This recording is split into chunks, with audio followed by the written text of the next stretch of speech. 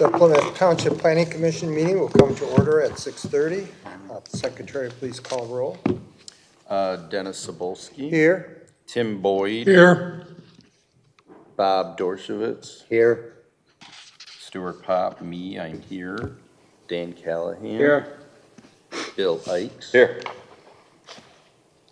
David Ladaway. Here.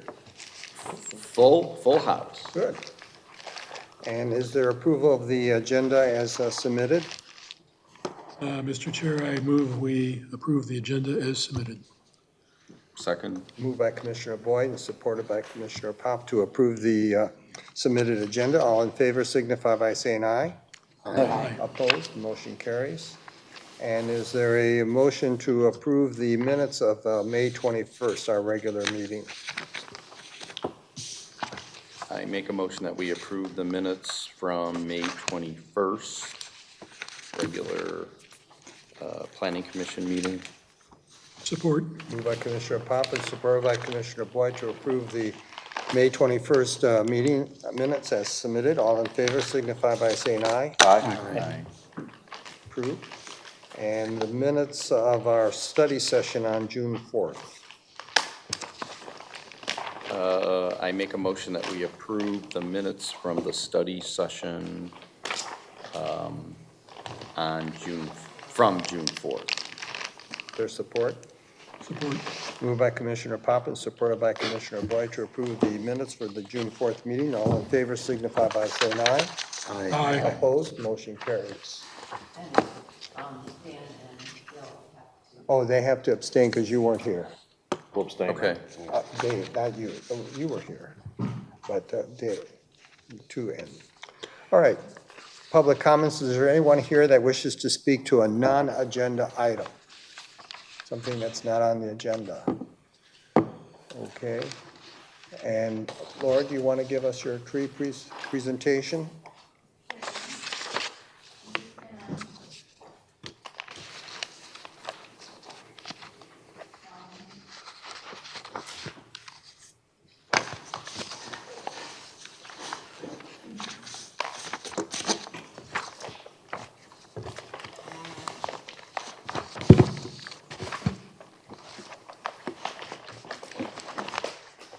All right, thank you, Commissioners. Good evening. Laura Haworth McKenna. The application in front of you is for 13101 Haggerty Road. This is, Are we going to do the tree presentation or should we do it at the end? oh, I'm sorry, I thought we were gonna leave that till the end. Oh, okay, well, let's leave it to the end. Okay. All right, so then we'll just, It's okay. Yep. yeah. And so we'll lost my agenda here.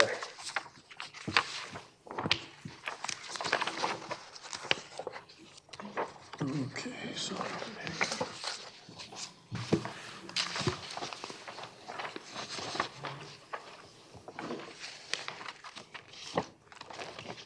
Okay, so we'll move over to application 2558, the 13101 Haggerty condition rezoning. Yes, thank you. So this application is for a conditional rezoning. The subject site you can see on the screen here, it's 15 acres at the northwest corner of Haggerty Road and Plymouth Road. The site is zoned the industrial district today. The site is zoned the C2 General Commercial District today. They are proposing to rezone it to the industrial district. And as a conditional rezoning, that process allows the applicant to offer voluntary conditions to the township to ensure that the site would be developed in a specific manner. And you have the applicant's application and supporting materials. Those are in your packets. This review letter is not in your packet. The reason being is this was a preliminary review sent to the applicant, and they requested to continue with the public hearing tonight as it has been noticed, but they are asking for a 6-month extension to revise their application and bring it back. So a lot of what is documented in this review may be a moot point. so I don't want to spend too much time until we actually know what they are coming back and proposing. I will highlight one item in here. So in our review, we have the criteria for evaluating a rezoning. And one of the biggest items that we had concern with was that by rezoning this to the industrial district, these are all the permitted uses that could potentially go on the site. And some of them are not as intensive as others. And the site potentially could be designed in such a way that it would not have negative impacts on adjacent properties. However, there are a number of uses that are allowed in this district that would. And so without any other details from the applicant on what uses might be restricted, we could not recommend approval at this time. So for instance, offices to a research park or some small manufacturing might be appropriate on that site if properly designed, but certainly a warehousing business or a large-scale production with a lot of truck traffic, and some of these other special land uses like outdoor storage of materials and such, metal plating, buffering, these would not be appropriate on the site. So this is one of the key reasons that I think the applicant has requested some additional time for their application. So the recommendation tonight is to open the public hearing. You have 4 comments that have been received by our department, written comments, to include into the record tonight. Take any additional public comments that's going to be part of the permanent record. And then you can close the public hearing if you so choose. And then table the application for up to 6 months to allow the applicant to resubmit. If they rescind, then they're starting the process all over again. The fees, they're starting from square one. So a postponement of 6 months would be appropriate. So that is our recommendation. Okay, and for that reason, the applicant isn't here because they typically are, because they are hopefully, perhaps rethinking what their final proposal will be. But we can open to public hearing, and we are open to comments. But again, there could be another public hearing inside of 6 months. So you may want to come back and give us those comments over again, or you'll have something more substantial to comment on than what we've been presented thus far. So with that, is there a motion to open the public hearing at 6:38? Yeah, I'd like to make a motion to open the public hearing at 6:38 PM. There's support? Support. Moved by Commissioner Ix and supported by Commissioner Boyd to open the public hearing at 6:38. So whoever wants to give us their comments, come up to the podium. You are limited to 3 minutes, and sign the sign-in sheet there so it can be reflected in the minutes. I just had a clarification question. So we don't know what the applicant wants to do with the land, right? Well, their application is for conditional rezoning to the industrial. Right. But the onus is on the applicant to provide the township with those voluntary conditions. So we're not certain what they will be supplying or offering to the township at this point, no. But there was something in there though, right? About There was the some landscape The berm. berm and all that stuff. Yes. They did offer some additional landscaping, but the portion about the uses. Yeah. These on the. Yeah. Was We don't know like the use. Immediate stopping block. Okay, fine. And that's what we look for, is the use. Yep. Of what will be here. Yep. And we cannot put conditions. That has to come from the applicant. Right, okay. Okay. Yes, sir. Ready for me? Yeah. Hello, Planning Commission. My name is Stephen Birmingham, and I'm a resident of Lake Point neighborhood. That's just a little bit north of this property. And my wife and I moved to Plymouth Township probably about 12 years ago. And what I really liked about Plymouth Township was, for us, it had the right mixture of residential, business, and nature. And over these past dozen years, I see more and more nature getting taken down and more businesses going up. We have the Wabasto plant where it used to be trees and nature, and the Courthouse Grill I know is gone, and that's gonna be a big multifamily complex from what I understand. And now I see this, and I know it's not totally nature, but the deer and the turkey and all the other animals don't seem to mind when they're walking around through it.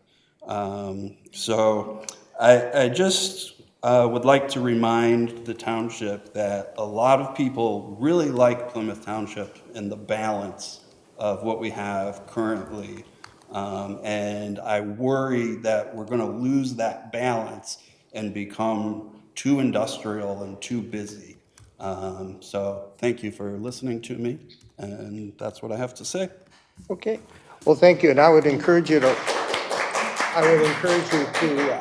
look at the agendas that are at the door. There's a QR code there you can scan, because we're soliciting remarks and ideas from the public as we prepare our master plan. So be sure to do that. Thank you. Okay, sure, yeah. Anyone else?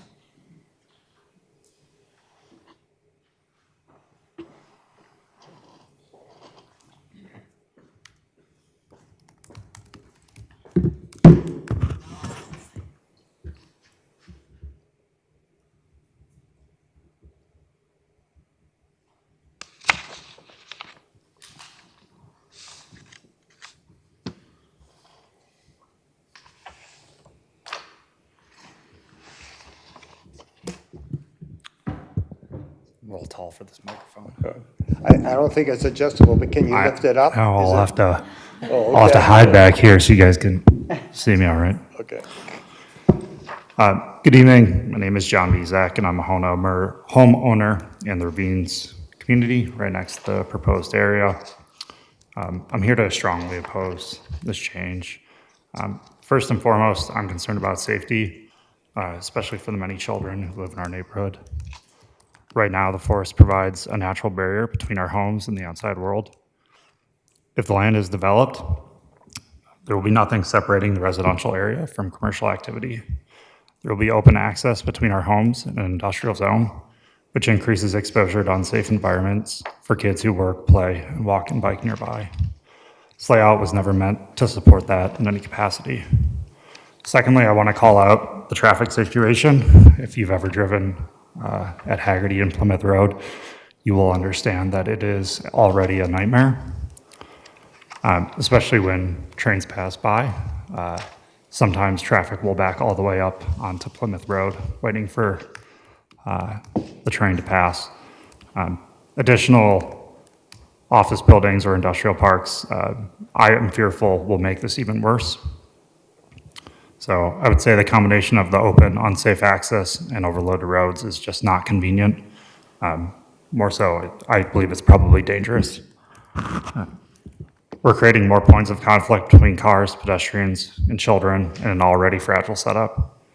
I'll also add, many of us are not in a position to move. With home prices high and interest rates rising, our homes are one of the few sources of financial stability we have. This rezoning puts that at risk. It lowers our quality of life and property value while increasing the burden on local infrastructure. Please listen to the residents who live here and will be most impacted. We are asking for thoughtful planning that protects our community, not a rush decision that trades long-term safety for short-term growth. Thank you for your time. Thank you.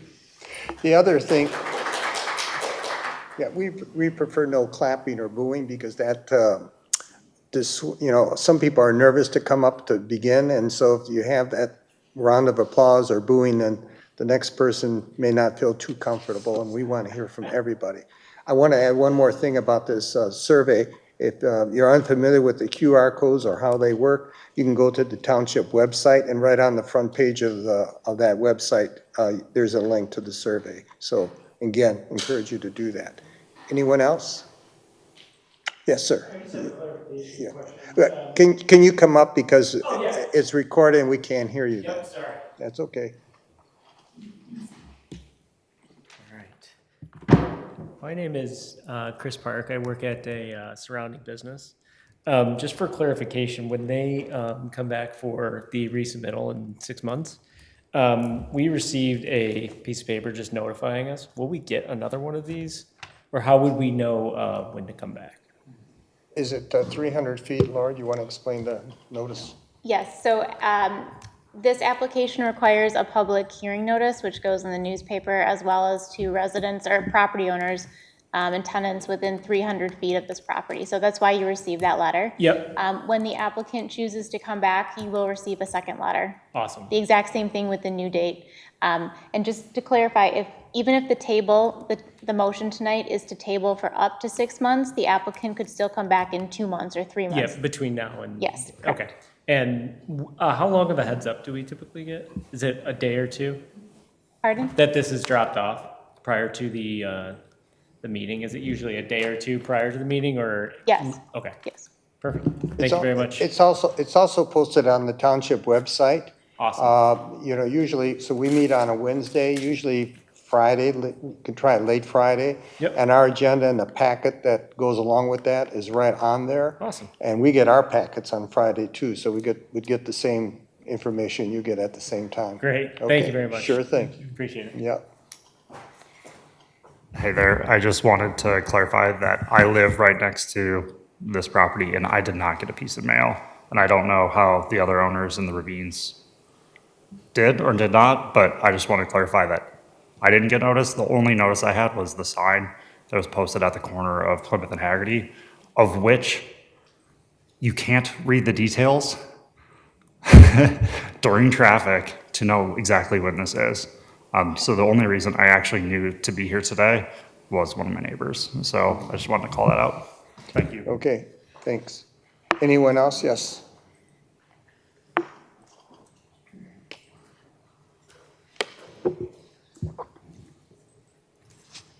Hi, thank you for your time. I'm Kelly DeVilbus with Ven Point Real Estate.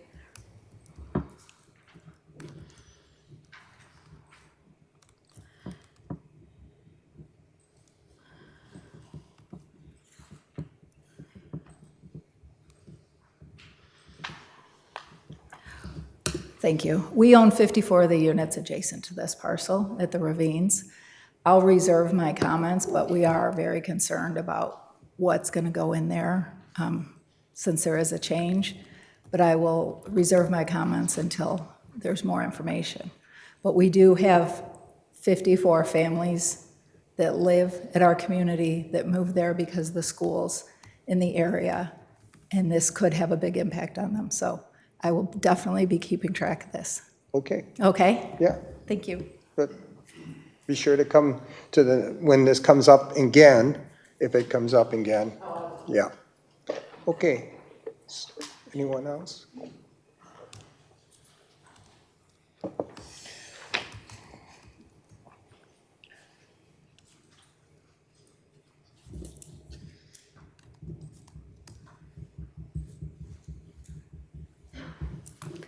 Hello, my name is Sally Dagger, and I'm on the leadership board of the Ravines, which is the condos right next to that. So the first row of units are homeowner units that we chose to live there long-term, and we chose to be there because we wanted to be in the Plymouth Township and chose to move to that area. And I know what drove me to that area is really being close to Hines Park and the nature aspect of it. So to hear that there might be, whether it's a commercial building right next door, there's a lot of peace in being able to walk around and be fully immersed in the nature around our unit, and to think that we are going to be surrounded by even more commercial buildings is a concern. I think there is definitely opportunity within the Plymouth Township for other businesses to be revamped. From our perspective, we strongly oppose of this. I think it's a safety concern. It's also a longevity of the generation that you want in this township, and we strongly support having nature in our areas. It helps with mental health and the longevity and happiness of our residents. So we strongly oppose, and we just hope that you take that into strong consideration of really the homeowners and the families in the area. Thank you. Okay, thank you.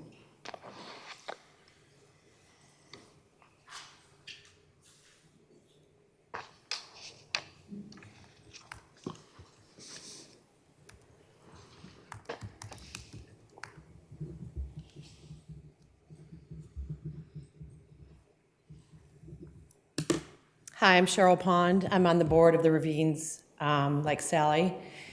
And I bought when the building was being built, specifically because of the location being around nature, just like Sally mentioned.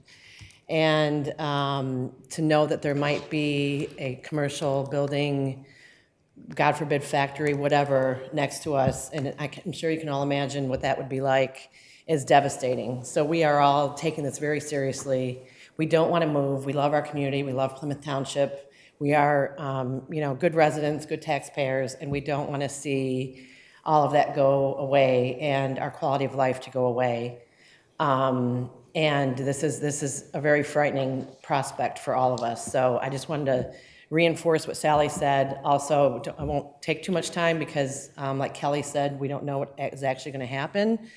But please, whatever you do, please consider that we have a lot of families and we have a lot of long-term residents that love the area.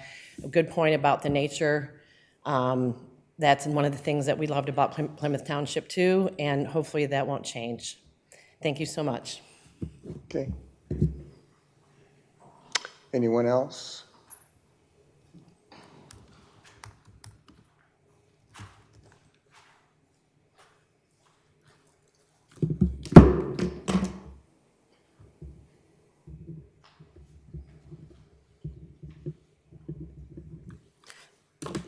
Hello, my name is David Charles. I am the Community Director for the Ravines of Plymouth. I work for Ben Point Communities. The residents could not make it today, but I have spoken to some of them and they are definitely opposed to this. They feel like it's going to cause a lot of traffic and a lot of noise, and they enjoy their peace of mind living in the community. It could drive some of our residents away. Okay? Okay. Thank you. Thank you. Anyone else?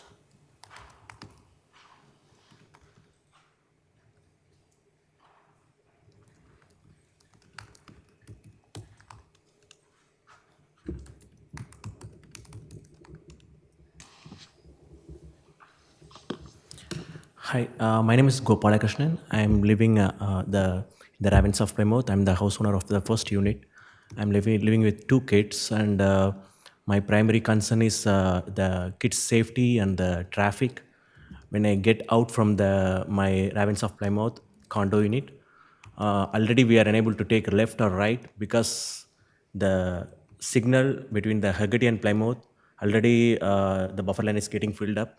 We are almost waiting and getting right or left for a long time. So if any industry comes, definitely we can't get out easily.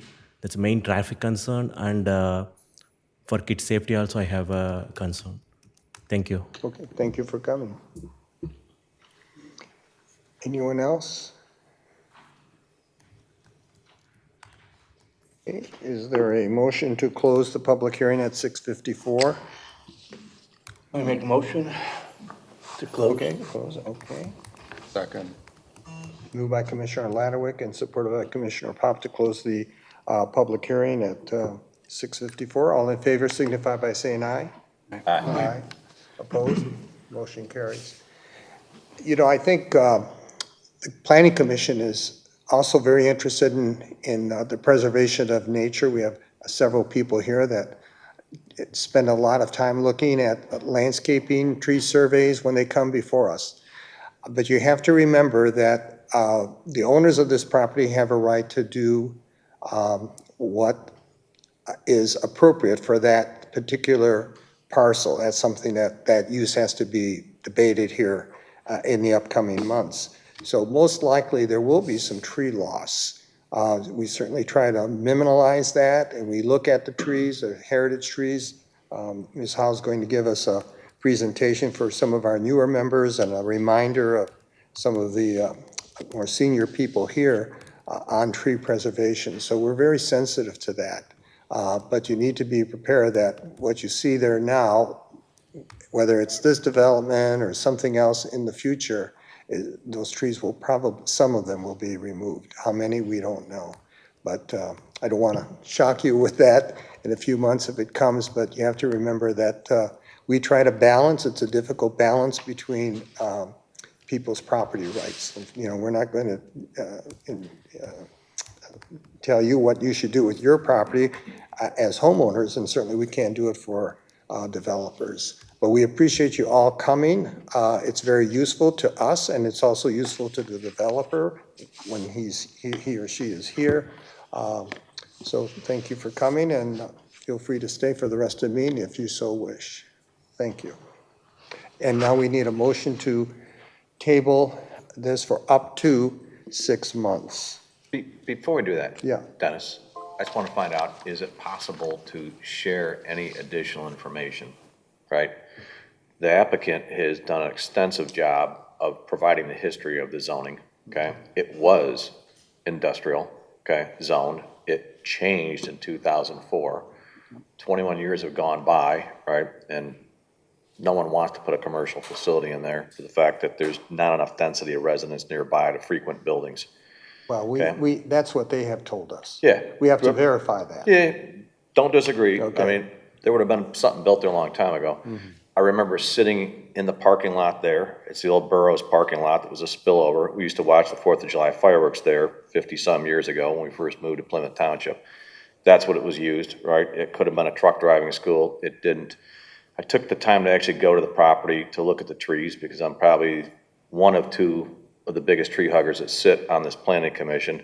What has grown through the pits and cracks of the old asphalt parking lot are not the heritage trees. They're not the type of quality trees that I would guard with my life, right? They are basically scrubs. There is a squatter that is living in there right now. I don't know whether you guys know that or not, okay? If you go in the property, you'll see the tent that's in there, okay? And you'll see remnants of the fact that somebody is frequenting that on a frequent basis. So I'm very mindful of safety, right? And the fact that you guys have families that are being raised there. However, someone is going to buy this property for some reason, okay? Whether it's this individual or not, and getting more information from what they'll do at that facility is extremely key, and I hope that can be shared with the township residents because it is not a stamping facility, which is what borders the cemetery, which is an industrial facility making things which is loud, and it's on the Plymouth City property, right? So I'm mindful. I'd love to protect every tree that's around, right? And I had to remind somebody here at the last meeting that some of these heritage trees that have been here longer than the 7 people on this committee of Liveland Township combined, right? So when it comes to trees, right, I'd like to protect them all, but I'm very mindful of heritage ones, the hardwood trees that are valuable. So something's gonna come there at some point in time, and it's gonna change your life, right? And the fact that it's quiet, I get it, but we only control what we control. And Commissioner Dorshevitz always says, you might not like what else could come there, right? There's the devil you know and the devil you don't know. So I always try and temper expectations. It could be something significantly worse, and we'll see how they come back with their proposal, right? And it could be something that is not as industrial as I think you may be worried about, and we'll see what they decide to disclose in the next 6 months. Yeah, and as you indicated, share with the public here, everything we know, everything we have read is on the website. So again, you can go to if you haven't done it already, go to the website and you can find your way through it and you'll see the agenda. You can look under agenda and minutes and I'll show the Board of Trustees, all the boards and commissions that are in the township. You'll see their agendas and minutes. look at the agenda. There'll be the packet that we have, and then the minutes eventually. Yeah, come up though, so we can get your voice on record.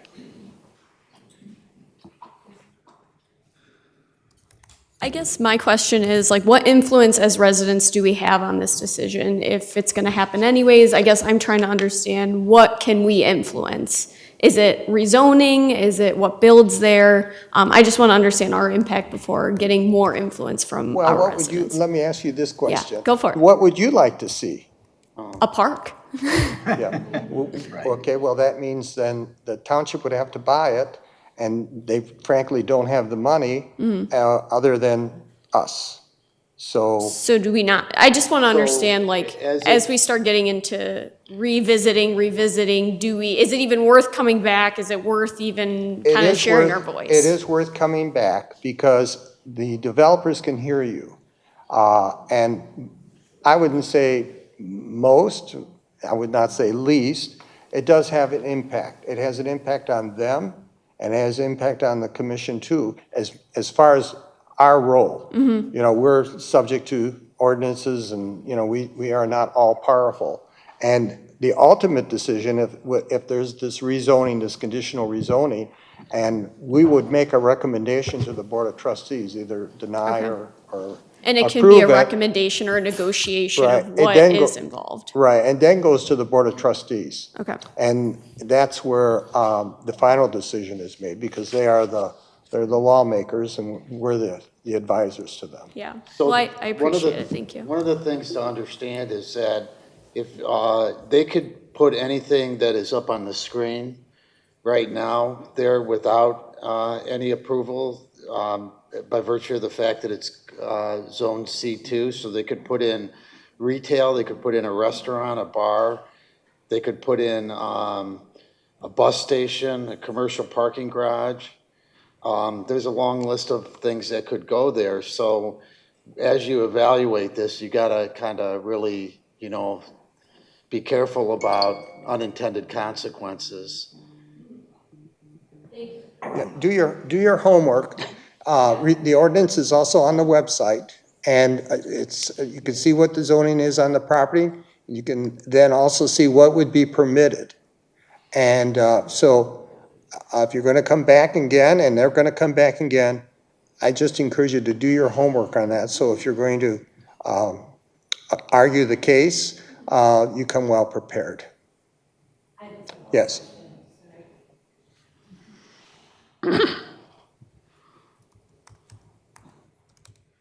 Hi, Cheryl Pond again. I'm so happy you say that about the trees. One thing is, if you go towards that property, right on the corner, obviously, was the parking lot, but if you go towards the ravines, there are those heritage trees there, and I guess maybe if we could, if there's any way to save at least a, portion of those, or a strip, whether, let's say, for instance, a storage facility is put on that property. If there's a way to, when, you're doing the approvals, there's a way to save those heritage trees. If you're on Plymouth Road and you're facing the ravines, it's right to the right, not all the way where the corner is, but if you look along there, there are some beautiful big trees there, and if there's a way to at least keep a strip there of natural, the deer run through there all the time. So that's just one thing I wanted to say. And also, when well, again, we don't know what this is going to be, so I'm not going to comment on it. But when we bought, I didn't have a problem with it being commercial if a restaurant goes there, or stores or whatever. But again, we just don't want it to be a stamping facility or something of the sort. So thank you so much. There will be a tree inventory taken. So we'll get a list of all the trees, their condition, what type of tree it is, the size of the tree. So trees they'll be examined very closely. Great. Okay? Thank you. Okay? Thank you. All right. Thank Dennis, you. can I have 1 second? Okay. To answer your question is the next agenda item was actually a good example of what the citizens and the board asked the applicant to do. That was when Pulte was moving in, and they were all 2-story homes with bedrooms upstairs and basically cookie cutter. And through comments from the citizens and from the board, they made massive changes in them, and they look different. They have first floor masters. So it is important that you all come up here and start at least, civilly and and talking about what you'd like to see in your neighborhoods. So. Can we, Dennis, I hate to do this, but I'm gonna do it anyway, right? What do you want to do? All I wanna show them is the trees get plotted, okay? The plan includes, if you're taking something out, you better be putting something back in, okay? And the next agenda actually has more trees going in than they took out, which I applaud, okay? So it is done, right? And Dennis leads the committee, and we're redoing the master plan right now. And I'm of the opinion, you start with the tree plot of what's there. You try to play your jigsaw puzzle of where you want to put the buildings to minimize the impact of heritage trees, right? And that is an intelligent way of doing things, because we always try to make continuous improvement in the engineering world. So we're trying to do it in this committee also. So we're working on that. We'll be done with the master plan, right? It'll be open for public comment around late August, early September. So trees matter, okay? It's on the sticker for the window, and it means more than just a sticker in this committee's minds and hearts. Dave, were you done with your comment? Oh, okay. I'm set. I'll yield back to you, Commissioner. Thank you for letting me. I also have a comment, couple comments. First of all, as we are updating this master plan, there's a lot of people that want to live in Plymouth Township, a lot of businesses that want to come here, et cetera. It's really important that we find, as the first gentleman who spoke today said, that we find the right balance between residential, business, and nature. And this is a big topic right now as Plymouth Township continues and really fills itself out for the rest of the vacant land in the township. So I really urge you to look at that survey, take the survey, ask your 54 homeowners to do that. We need to hear your voice on this, because it's a lot of, as we look at this master plan, which is a 10-year look into the future, we need to hear what the township community says about this. My second comment relates to the issue of trees, and I guess if I'm the guy that he was referring to as a tree hugger, it's probably me, so I confess. But what I did want to say is, whether this land remains zoned commercial or whether it's rezoned to something else, there will be sensitivity to preservation of existing trees, specifically on that western border of this property, which is what you see when you drive into the ravines on the right. You see those really tall trees there? That's something that at least from this commissioner's point of view, I would want to see some plan to at least preserve a portion of that. You obviously, as Commissioner Sobolski said, most of that land can be developed however the zoning is allows. But we, as a commission, can work with the developer and try to understand what the right balance is. And that's why it's important that you all come back and speak again when we have the next hearing on this. I would just say that everyone likes Plymouth, and the odds of nothing going there is pretty small. I mean, everything's going to be developed at some point, I'm sure. So it's just a matter of preserving pieces, like we're saying. And be sensitive to what we have, and not to destroy and eliminate things that we have here. Anyone else down here? Okay. Okay. All right. So I think that's it. So, okay.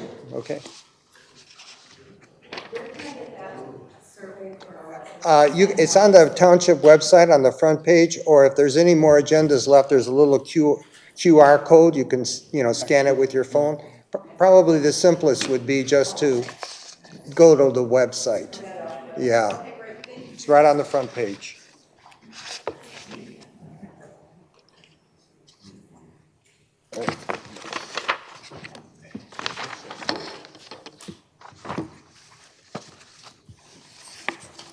Laura, did you see that one person's comment on the main Facebook site about the first question? Okay. So, whatever.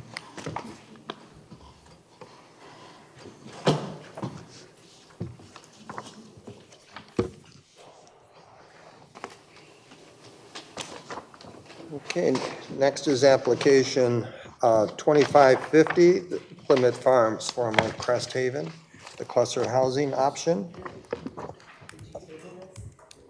Yeah, we did table it, yeah, we Yeah, did. but we didn't vote on did. We didn't We vote. didn't vote on it? Correct. Oh, okay. So your point is, So thanks for that, bringing that up. it's still on the motion, it's still on the floor, so. Who all in made the fa- motion? It is, well, I didn't get that part. I only got the opening and closing. Mr. Chair, I Yeah, move that we close the public hearing and table application PC number 2558, Haggerty Road conditional rezoning for up to 6 months. right. I'll second it. Okay, moved by Commissioner Boyd, supported by Commissioner Ikes to table application 2558 up to 6 months. All in favor signify by saying aye. Aye. Opposed? Motion carries. Thank you, Lord. Thank you. All right, next is the Plymouth Farms. And Ms. Holly, your report? Good evening, Commissioners. My name's Liz Hart. I'm with McKenna. So this is probably your third review of this application for the cluster housing agreement near Canton Center, off of Canton Center Road for 19 single-unit detached residential homes. The last time this came through, there were some comments made by the Planning Commission, and those changes have been made. Specifically, there was a variation policy noting, and the policy that the applicant has come up with is the same plan and elevation will not be next door to each other or across the street from each other. That's made part of on the plan. And then facade materials, the commissioners wanted to see the 40% masonry requirement be applied, and they have put that in on their plans, and the applicant is here with some facade materials to show you too as well. And then just another note, the development name, previously it was Crest Haven, and then commissioners proposed maybe Plymouth Farms, and they are proposing that as well. So tonight you guys are recommending final development plan approval, and then this will all be contingent on the township board's approval of the cluster housing agreement. Thank you. I take any questions, or the applicant's also here? No, but when we have the discussion, we may have some questions. Thanks, Liz. Okay, and the engineering report?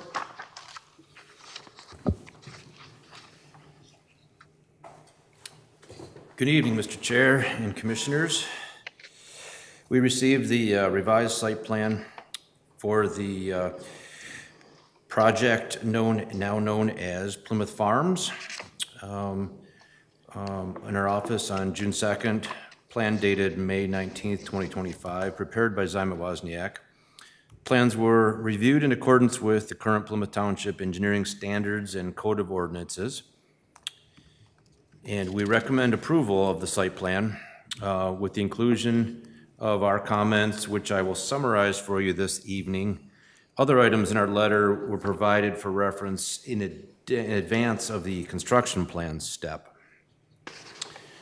General comments, no landscaping will be permitted within the water main easement or sanitary sewer easement unless approved by the planning department.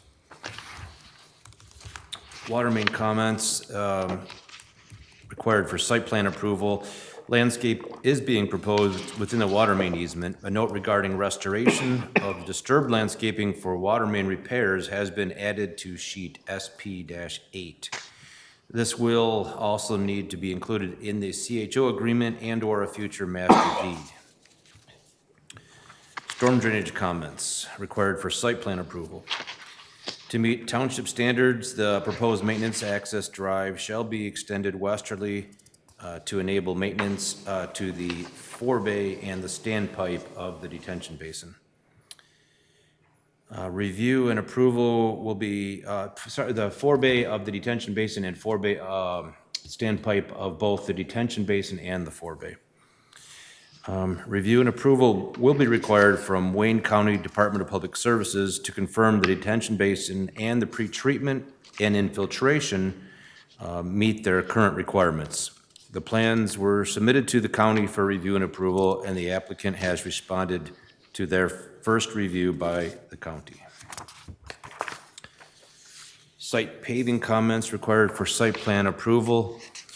The applicant included a dust control schedule for during construction. Additionally, we would recommend that the CHO agreement and/or the master deed include a post-construction maintenance schedule for dust control measures of the existing gravel pavement along North Canton Center Road, continuing southerly to Joy Road.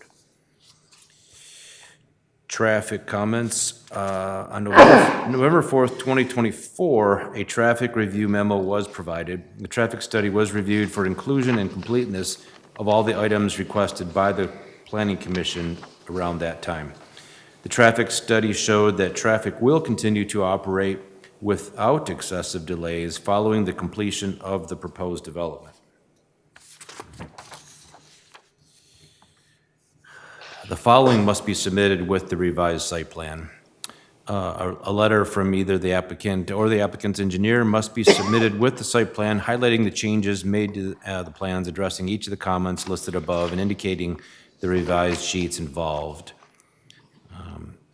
And they must be aware that additional comments may arise based on those revisions and additional information provided.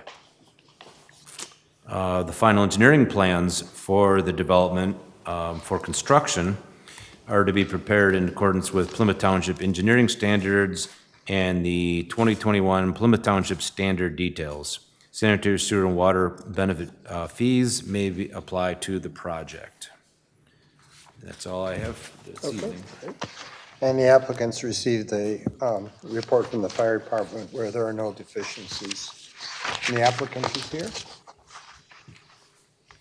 Okay.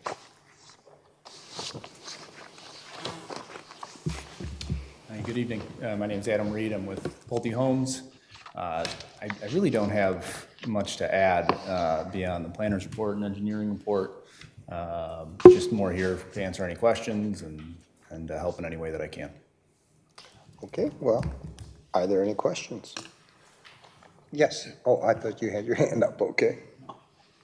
I do. Yeah, okay. We talked about the 40% masonry requirement. The plans that you have, the elevations here, do not show that we just have a kind of a lower portion of the first floor. But then you have the statement up here, the elevations are conceptual. First floor masonry will be provided on the front, rear, and side of each house to meet the 40% masonry requirement. So my question, or my statement is, these plans don't reflect the 40% masonry overall requirement. Is that correct?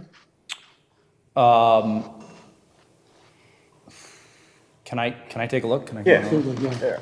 You need the pictures, don't show. There's a comment on the pictures that they're conceptual. Right. Floors are tall, but when you look at all four sides here, we're not even close to 0.5%. Correct. To be really frank and honest with you, and it doesn't matter which plan view you take a look at. Okay?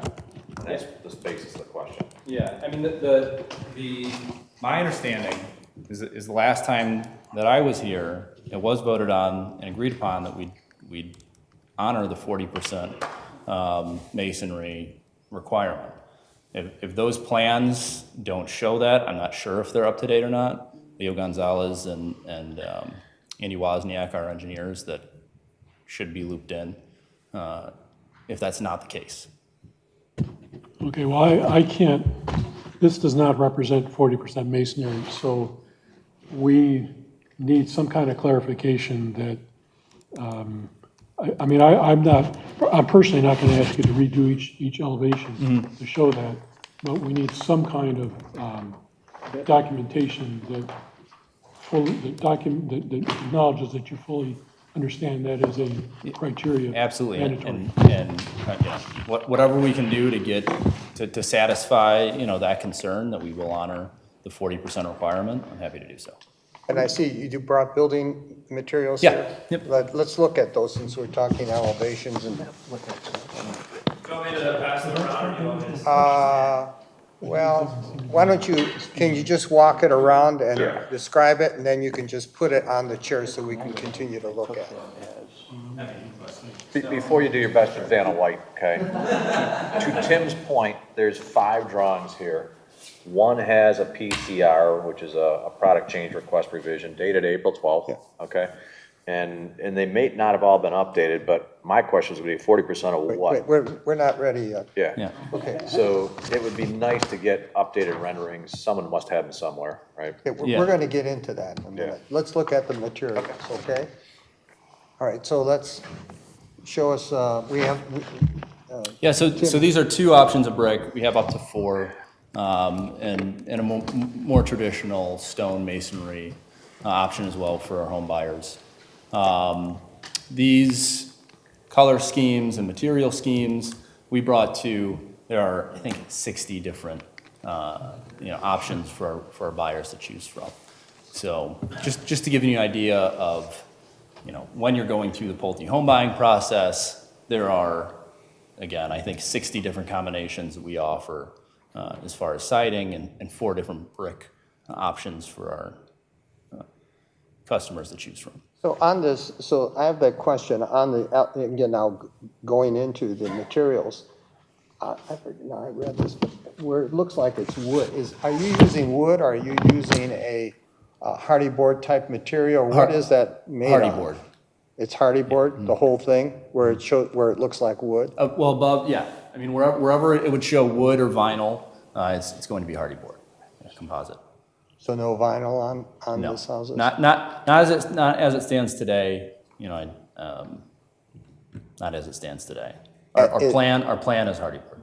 Okay, but if a customer wanted vinyl, because I'm sure there's a price differential, would you put vinyl on? Yeah, I mean, I believe so.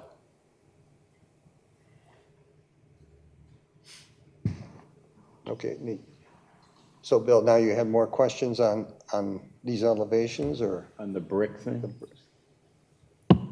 No, that was a good clarifying question of what the wood material made of, so. Okay. Thank you for asking that. Yeah. Well, I don't know if I'm comfortable without seeing actually what it's going to look like. Because Yeah, that's see, part you're- of our role is the elevations.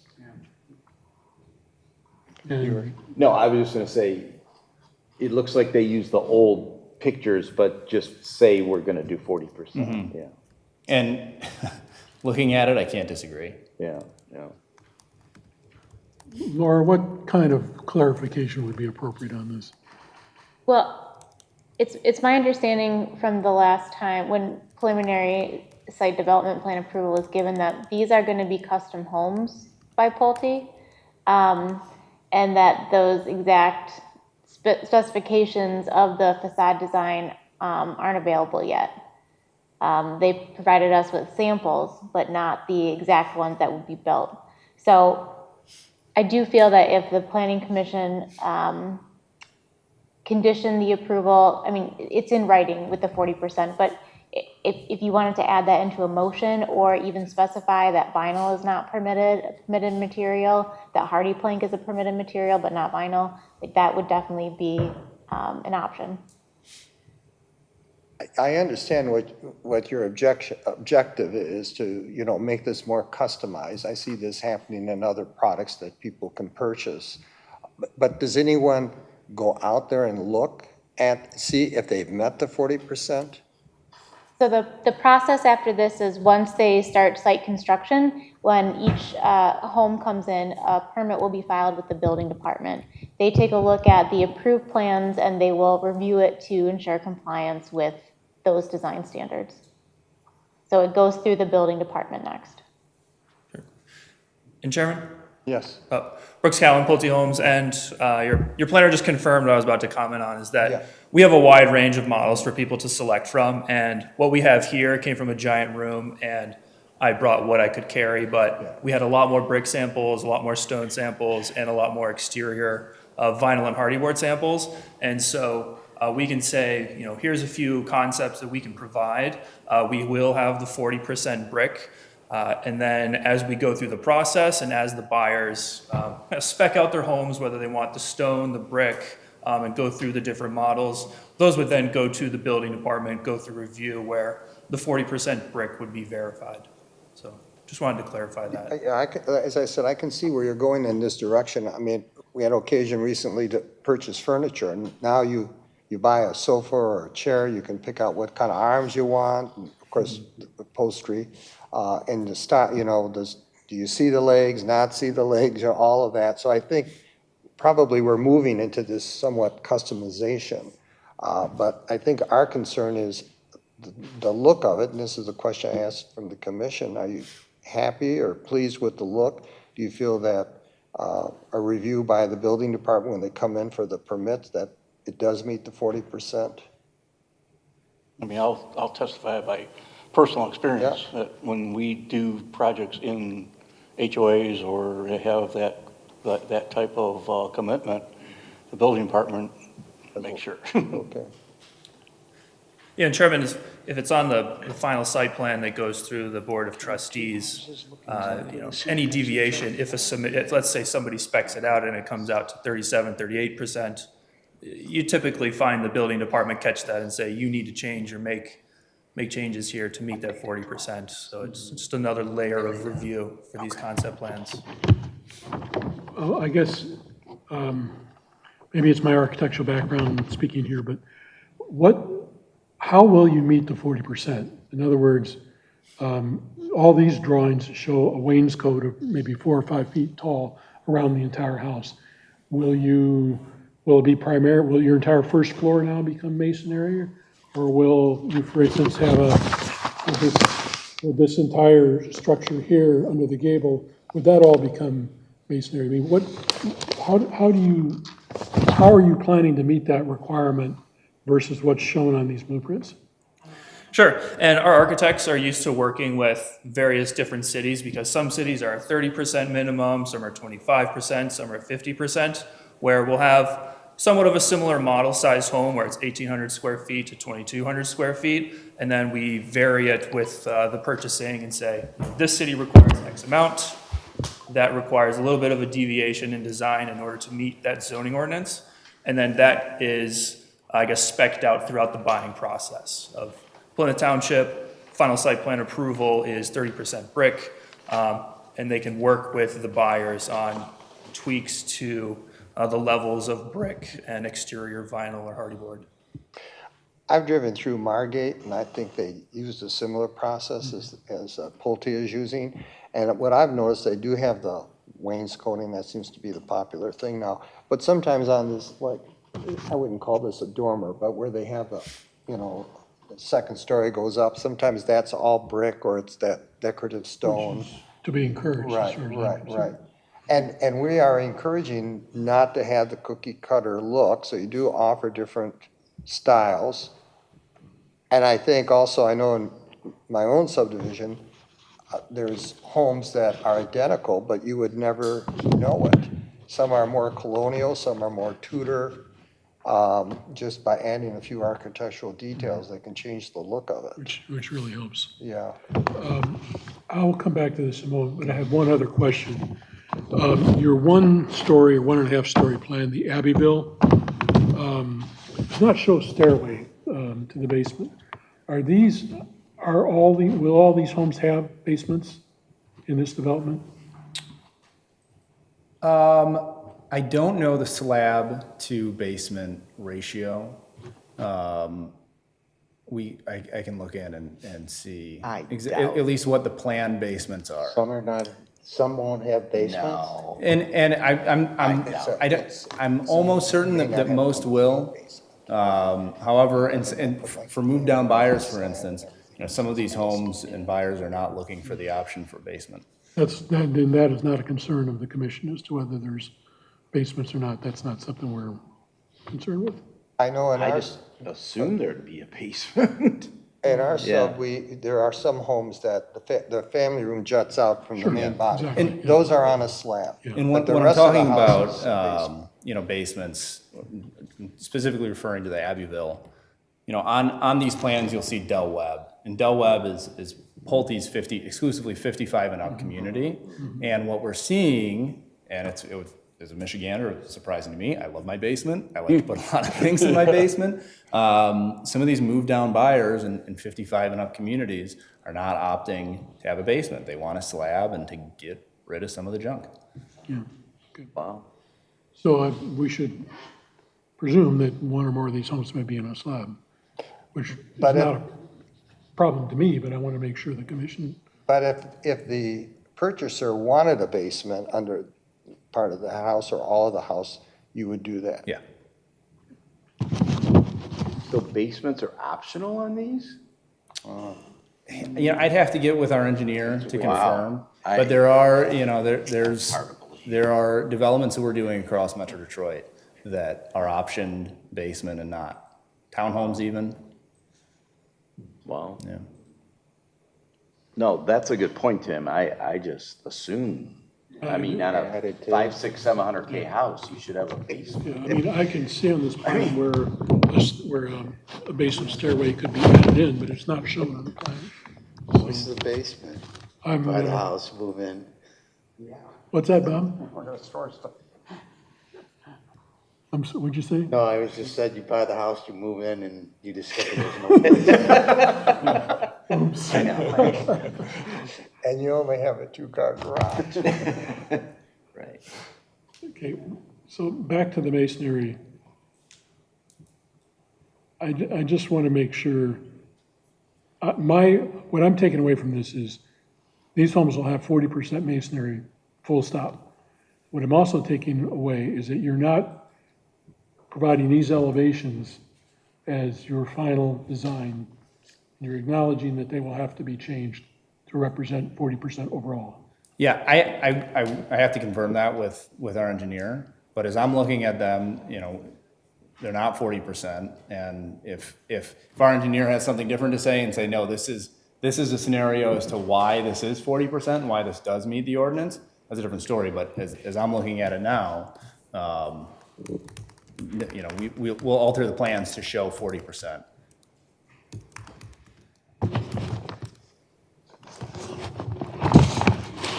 Can I just see one of those brick samples for a moment? Yeah, give me the red. Are they full brick or are they just like a face? Like a little. Full brick. Oh, good. Yeah. Good. Makes it easier to carry. Yeah. No, I know. Yeah. You know, so I have a question. When I look at other Pulte developments and non-Pulte, the brick used now seems so flat. There doesn't seem to be much texture. Is that a cheaper form of brick? Is that a cost saving? I don't believe so. That's just the style that they're using? I think it depends on the model of which brick they're purchasing too. I've also noticed on Pulte and other developers, but particularly Pulte, your homes, most of the color schemes are variations of gray, particularly a lot of darker gray. Is that something you're pushing, or is that just a preference of homeowners that everybody's looking for gray these Yeah, days? preference of the home buyers. I mean, we offer, Color palette? you know, You want to look at that? No. an array of colors. I saw a graph the other day that showed, you know, in the American car color schedule that's been offered since 1960, and it's just kind of shrunk to, you know, kind of this grayscale home, and that's what our customers are pushing for, and that's what we're providing. Thank you.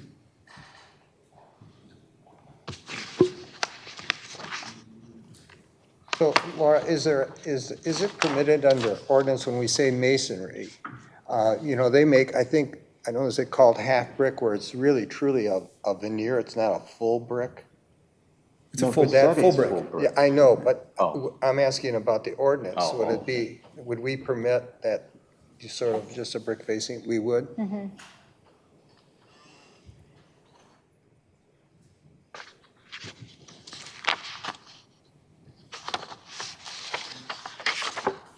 So really, this is more consumer driven than anything else.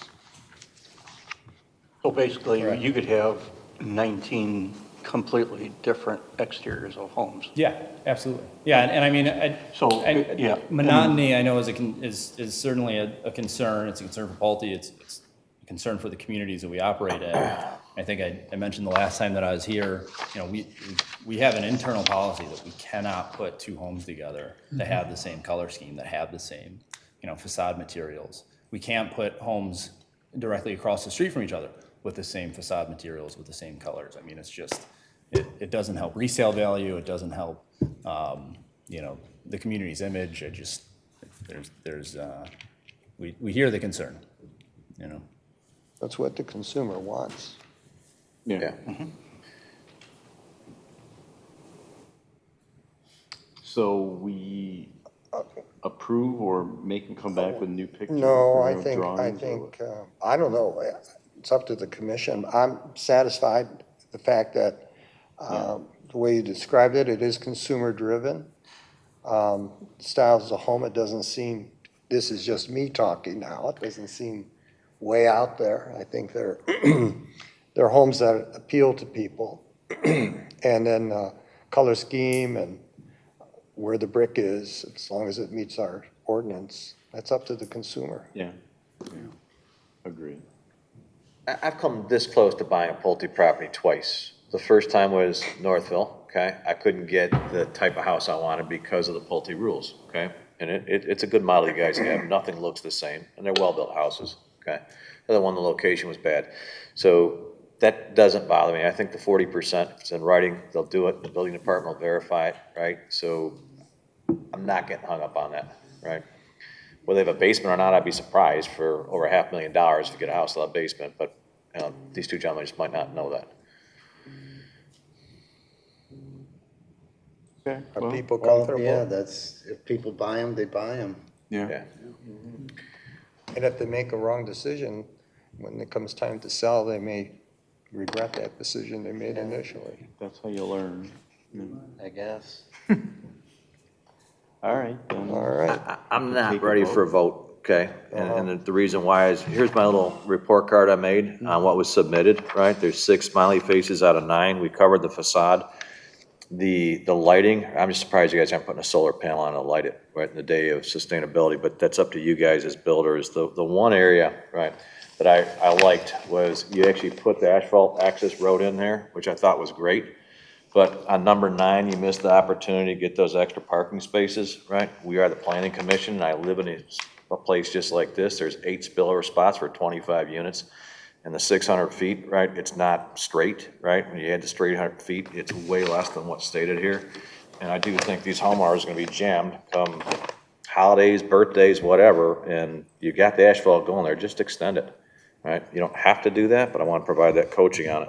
And getting back to. I want to just clarify.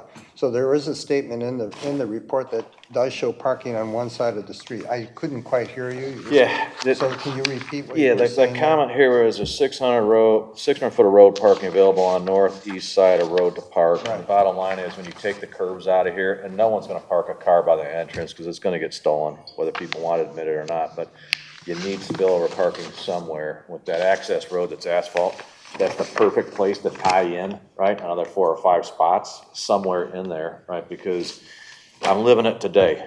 There's no driveway there, right? You can get 1 car, 2 cars in the driveway, and I live in a condo like this So today. what's your proposal?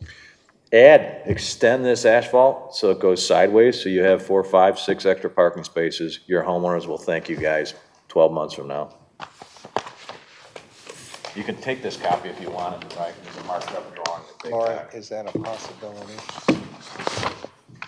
It's something we could explore with engineering. Off the cuff, I don't know.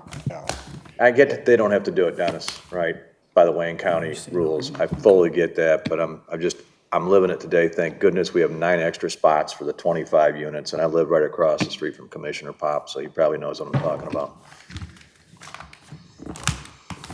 Is this something we could explore with staff? as we're Yeah, moving forward? explore it with the staff and engineering.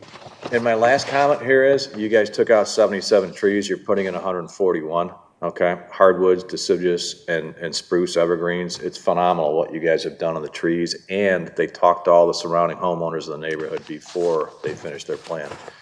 And the system does work, so I want to make sure you two, since you stood around long enough, could hear that and see someone who does stuff right with this committee is Pulte. Thank you, appreciate it. Anything else? All right, are we ready for, oh, I have one other question. So on the sign, I looked at your signage detail. Is that going to, how is that going to be lit? Front-facing lights, I believe. Okay, Yeah. but is it a DTE type of electricity or is it solar? A dedicated line versus, Okay. yeah. Yeah, because just another subdivision over from you, Village Manor, they just use solar lights, and those do not work, especially in the winter. When it gets dark at 5 o'clock, those lights stay on till about 7. So that doesn't work too well. I agree with all the ecology stuff, but solar lighting for something that important, it just doesn't work. You could put a battery storage unit in there to store the excess You electrons could that do a runs lot of later. things like that, but it's the most, then, less maintenance and expense for the homeowners and their HOA fees. Where would the battery storage go? You could stick it behind the sign, so it's tucked, right, along with the solar panel. The way the angle is on this property that faces to the south and the southwest, so there's ways of hiding things, right? What's gonna happen is they're gonna redo the curbs in another 20 years like we just did in Hidden Creek, right? When you go to do that, the electrical line runs by the curb, the saw cuts it, and you have to go repair it with whatever you call electrical shunts, right? And those guys will be kicking themselves 20 years from now, right? For running an electric line. So I've lived the life, I've made the repairs, and it'll be what happens if they go electricity, but that's their call as the developer. Okay, well, I think it's a good idea to have the DTE because it is a problem. And we didn't have it in our subdivision, and then the HOA just paid to put the lines in. Okay, some people like that because it's a wayfinding for visitors. Sure. To make sure, while we live in, Plymouth Farms, and so you can find it right away. All right, are we ready for a motion? Sure. Mr. Chair, I recommend we grant final site development plan approval for PC number 2550, the residential neighborhood of 19 units, contingent on final township board approval of the cluster housing agreement, contingent on the building department reviewing and approving each individual home elevation for a minimum of 40% masonry, and associated legal documents. Second it. What about the vinyl? Do you want to say no vinyl? What do you feel? About the what? The vinyl. Yeah. What do you feel about the vinyl? Yeah, we need to, Should we have vinyl or? It's a consumer choice, no?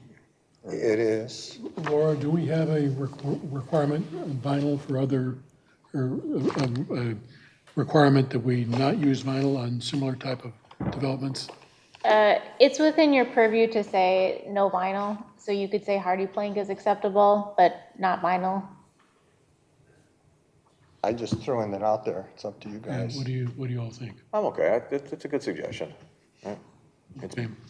It's not a high-end thing for a high-end price house. Right, and To your point, I Dennis. hate to tell you, but one of your developments that's fairly new, less than 10 years, the vinyl is off the house. Oh, I've seen it. So, okay, so that came to my attention, and those were, I think, more expensive homes than what these are going to be. So we will amend that, recommend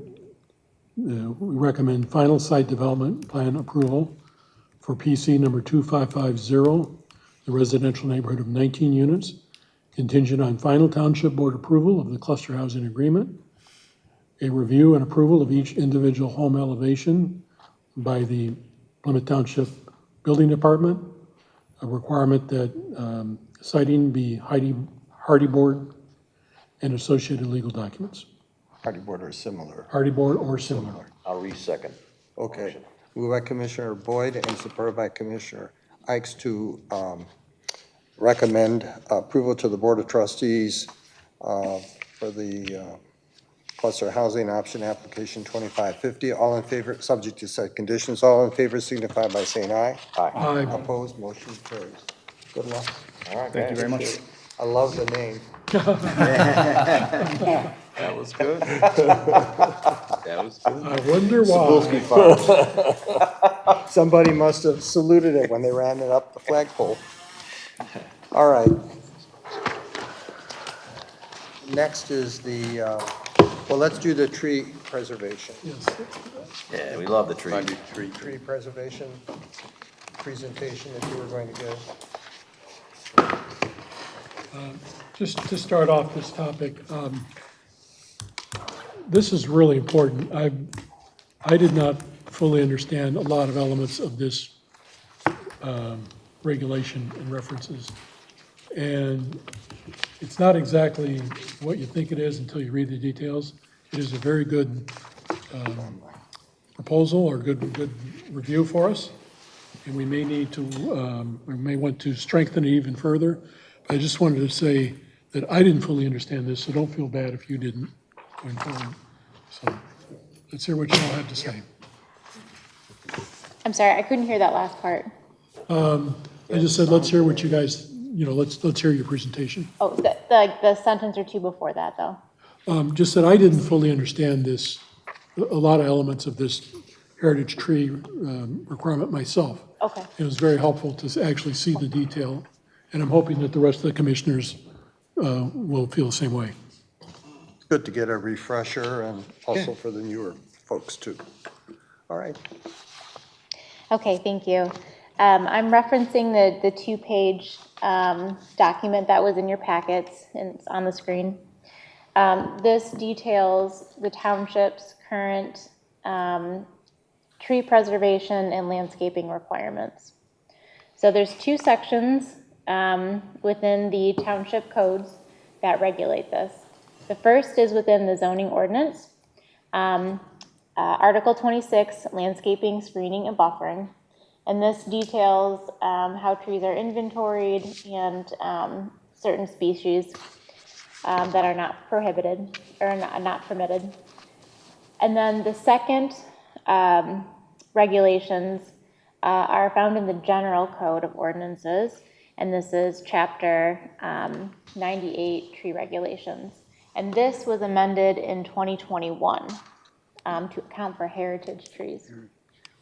So it's a relatively new provision in the township's ordinances. The landscaping and screening, this first article, hasn't been amended or changed since 2007.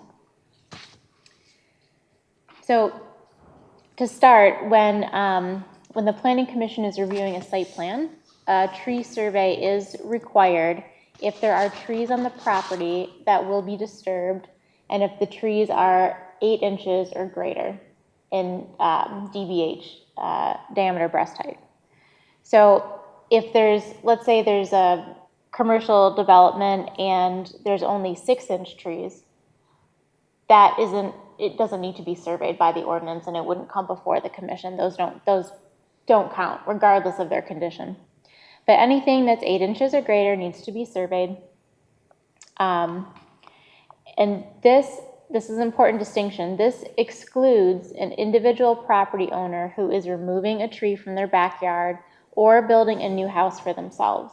So that type of development goes straight to the building department, right? It's not under the purview of the commission. So that does not apply in this case. If a tree survey is required, it has to detail the location, species, and condition, and the size of the tree. Trees that are 18 inches or greater in the DBH are considered the heritage trees. So those are the two breakpoints, 8 inches and 18. If a developer is proposing to remove trees that are on their tree survey, they need to note that. However, some trees do not count as falling into the replacement category. So if a tree is dead or in poor condition, or is an invasive tree, which the ordinance contains this table right here. So it lays out which tree species are considered invasive. And for instance, we have a lot of cottonwoods that show up on the tree surveys, or the black locust. Those do not require replacement because they are not trees that the township wishes to maintain because they can still be invasive even later on. So that part is pretty clear cut. For the trees that are in fair or good condition and are not invasive, then those, if they're going to be removed, there's a formula that's applied to them in order to calculate their replacement value. So if it's a non-heritage tree, that's the 8 inches to 17. The ordinance says only 25%, only a quarter of those trees need to be replaced. So if there's 20 inches of trees total to be removed, only 5 inches needs to be replanted back on the site. So it's not a one-to-one replacement. Heritage trees, however, 18 inches or greater, those do require a one-to-one replacement if they're removed. So let's say there's a 36-inch red maple. That'd be a really large tree, but that would require a one-to-one replacement, and the developer would have to put those 36 inches back on the site, and they break it down by providing. They're not going to put another 36-inch tree, right? That's almost impossible. But they would put a multitude of smaller sized trees that would add up to the 36. They're required to provide that on their site, the developed site. However, the ordinance does allow for replacement trees to the required replacement trees to be installed on a public park or like township grounds or the schools. Those are all public places. They can also request payment in lieu if the Planning Commission so approves, where they receive a landscape quote from a landscape contractor for the trees that they would need to replace, and they have to pay the township that dollar amount, and that goes towards the residential tree planting program that the township has. So these requirements that we just went through, they encourage the preservation, but they do not require it, because if the accurate replacement values are provided, there's nothing saying that you cannot remove heritage trees, but the requirement is that you must replace them if you do remove them. So there is an opportunity to strengthen the township's ordinances. When this was approved in 2001, it was stronger, or 2021, excuse me, it was stronger, it got watered down. You could go back and amend these ordinances to require, for instance, Commissioner Boyd, you've mentioned multiple times the idea of requiring the tree survey at the start of the project. That's not a requirement.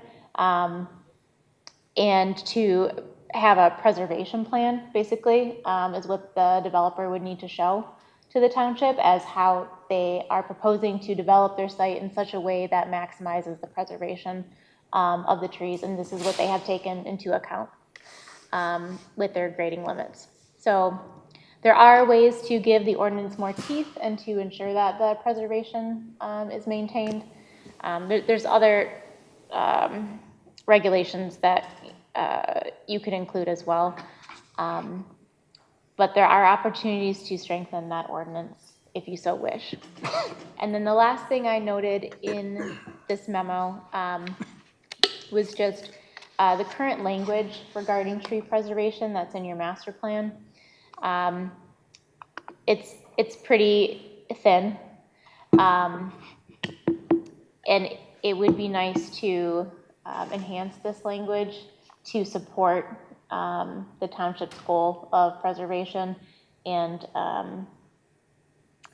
provide that foundation for text amendments, because the text amendments should really be your way of implementing your master plan. We would have to write this into the master plan, but it would be written as a proposal to the township board. They would have to do the text amendment, is that correct? Yes, and the text amendment would come to the Planning Commission as well. So Tim, we talked about this before, starting in the master plan with the tree plot, right, and the tree preservation plan. So you can start figuring out where the building goes, okay, on what's there to try to maximize preserving trees, right, which is a different way of thinking and behaving of applicants and developers. That's not how they tend to behave. Pulte is probably the lone exception, right, that we've seen in the last 6 months.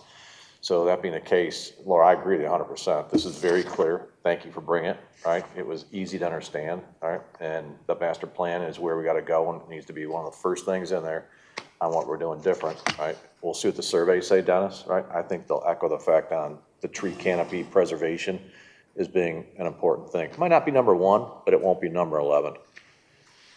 I have a couple of questions regarding that. So I know, Laura, you told us a while back, and I don't recall it, and maybe it's been amended since then, but if somebody takes down a tree, you know, a forested tree, which has happened a few times in the township, without, you know, before they even come to us, there's a penalty that they pay.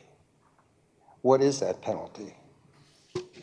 It's calculated in the same way that if the developer was requesting the payment in lieu. So they would have to provide a landscape quote of what equal to what was there and what was removed. That is assuming that we have a tree survey already of the property, which in a recent past case, we did have a tree survey of the property. So we were able to quantify the trees that were removed. This is the Beck Road property. If not, then it would become a legal enforcement matter, and that would be between the attorney, yeah, and violations. Yeah, how do you prove it was there without a tree survey? Well, you would have aerial imagery that would confirm that these were wooded. Oh, you're talking about when they clear cut? Yeah, I thought you were talking about selective cutting. And it would be a rare case if someone graded, once a property owner starts removing trees, they are essentially grading their site, and that requires a grading permit from Wayne County and a grading permit with the building department. So it's unlikely that they would just start clear cutting something. Like, for instance, the 15-acre site that we just talked about earlier, it would be very obvious and very unlikely if they just went out there and started clear cutting. They'd be in violation of many, many things. Yeah. So we'd likely have a tree survey that we would know what is there today and could quantify that. But as the owner of a property that's not residential, if I want to take down, let's say I want to do a development, and it's like, all right, I don't want to fool around with this stuff. So I'm going to take all the trees down that are 18 inches and bigger. I'm not allowed to do that? No, you can do it as long as you compensate for it, right?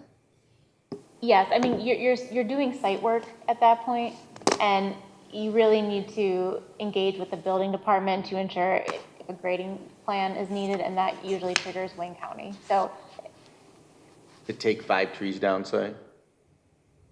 Okay, I mean, I'm just curious, because I don't know. Yeah, there was a lot of pushback on, the reason that ordinance got watered down was because of the public pushback on it. You know, what right do you have? It's my property. Well, kinda, a little bit. I I know. don't totally disagree with that sentiment. I mean, there's gonna, that might happen. If someone takes a couple trees down on their property or an industrial district that are there, and the township doesn't know, right? The government doesn't have eyes everywhere, so As code far as you enforcement. know. I think that's a good thing. Code enforcement is a complaint-based process in Plymouth Township, so that scenario could happen, but I think if we're talking about large swaths of trees that are really contributing to the natural preservation, if someone starts taking those down, the building department knows. Yeah, okay. Yeah, that's a different story. Yeah, that's different. I was just thinking I own 5 acres and I want to do something on it, but I'm gonna take 5 trees down. If it's your residence. Yeah. No, let's say I bought a commercial plot. And I own it for a few years. I can't take 4 trees down, is that right? Or you kinda can? No, you shouldn't. But If you did it, I don't know if the What the township is penalty- gonna know okay, okay. for certain, in such a small case Yep, like that. yep. But the majority of cases would be covered under this and a known entity. Okay. But it has happened twice that I know of, where somebody's just clear cut it and then coming in.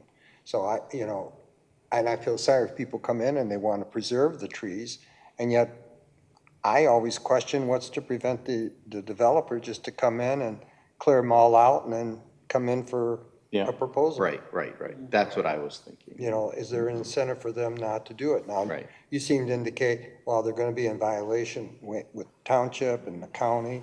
Yes. So hopefully, whatever monetary penalties there are, they'll think twice before they do it. Okay. So then the other question, so when you talk about the tree survey, and this came up, I think with this Pulte development, who does this tree survey? Do they need to be qualified arborists? Certified arborist. Or certified? The township ordinance, I don't believe requires that. Something we could add. Yeah. So it could be prepared by a landscape architecture firm. And when they take the trees down and they have to have so many inches, you said bushes or trees. If it's a deciduous tree, can the replacement be a deciduous tree as well as an evergreen? Correct. It can't, so it doesn't necessarily have to be that same type of tree. Right. Couple of questions. First, there was a Canton court case regarding tree removal. Do you recall what the fine line was there that we need to be careful we don't cross? Yes, the removal of trees and the penalty for replacing them cannot outweigh the economic value of the land. That makes sense. And then the other question or comment, when you go through these tree surveys and look at the documents, you'll see that most of the trees are categorized as poor or very poor, which, a lot of trees, particularly natural trees, don't necessarily grow up in a real, landscape quality, but they provide a value to the community. I would like to see us add some type of wording about natural tree stands or natural canopy, whatever the proper word is, that suggests that it's not, heritage trees are important. Natural tree stands are also important, even if some of the trees in them are not in good or very good condition, because it's representative of nature, and that's what we're trying to preserve with natural tree stands. So to whatever extent the commission agrees, that is a wording I'd like us to try to think about and see if we want to add some comments to that effect. I just took a walk through Miller Woods the other day, and I looked at some of those trees, and some of them are not very attractive, they get the leaves. But as a group, it's like a symphony, It's nature. Each contributes in their own way. That is the beauty. So you're right. In every breath we take, right, the CO2 comes out of us, right? They suck it up and pump out the O2 that we breathe, right? So there's a value, a functional value there too. Bob, you were kind of looking at me like I was a little crazy, which maybe not. But you're kind of the practical guy here, okay, who's been through all this. Well, that's What's scary. your take on this? I mean, is this worth the effort, or are we kind I of think- whistling in the wind here? I mean, I appreciate the sentiment. I really do. In an ideal situation, you would leave, the beautiful trees and build a house in between the trees. But is that a practical reality? And we gotta, it got misunderstood when we were doing this ordinance. And there were signs and protests and all kinds of crap. Yeah. But it was misunderstood what we were actually doing, and that's what kind of watered it down. I don't know that requiring a survey before a project begins is a realistic expectation. Do you? It's certainly a financial constraint on the applicant Right. before they even have an inkling of approval or Right. through the township. I think this is something we talked about way back, I think it's Westbrook, the development that's on Beck. Yeah. You know, and Jim Anowitz was here at the time and kind of traveled down that path, and then they thought it's a lot of, it's more expensive, would add to the cost of the development. So Yeah. that was just left by the side. Yeah. Well, any of this stuff adds Oh, it cost. does. To make people plant trees adds cost, yeah. And the other thing, you know, when we say, I'm thinking about Plymouth Walk now, you know, and to try to preserve as many trees. But the problem is, it's not only where the building's gonna be and the roads are gonna be, but it's also all the infrastructure that's underneath. I mean, you know, so there's a lot of consideration on how to try to preserve as much as you can. I don't know if they put that much effort into it. No, that's the thing, had they had this constraint at the beginning, having looked at all the plans in detail, I believe they could have, with a fairly minor relocation of the road, we could have saved some significant additional tree stands. But the problem is, from a developer point of view, if you don't tell them that up front, they go ahead and they put together their plan based on all of the considerations they have. And by the time we come in and see the tree survey, we're also seeing a highly detailed plot plan that has involved hundreds, if not thousands of hours of engineering expense. And they don't want to make a change at that point.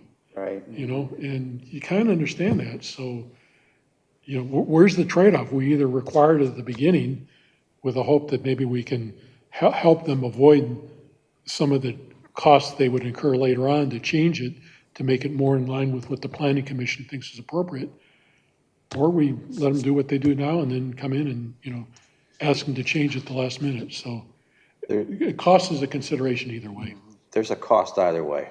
If they don't do it up front, they're gonna be paying the tax of killing the trees on the back end because they didn't plan for it, right? And this is a planning commission, right? So you set the priority of get the arborist, measure it, make a good faith effort, right? And then they'll probably avoid cutting down as much as I've seen other developers do.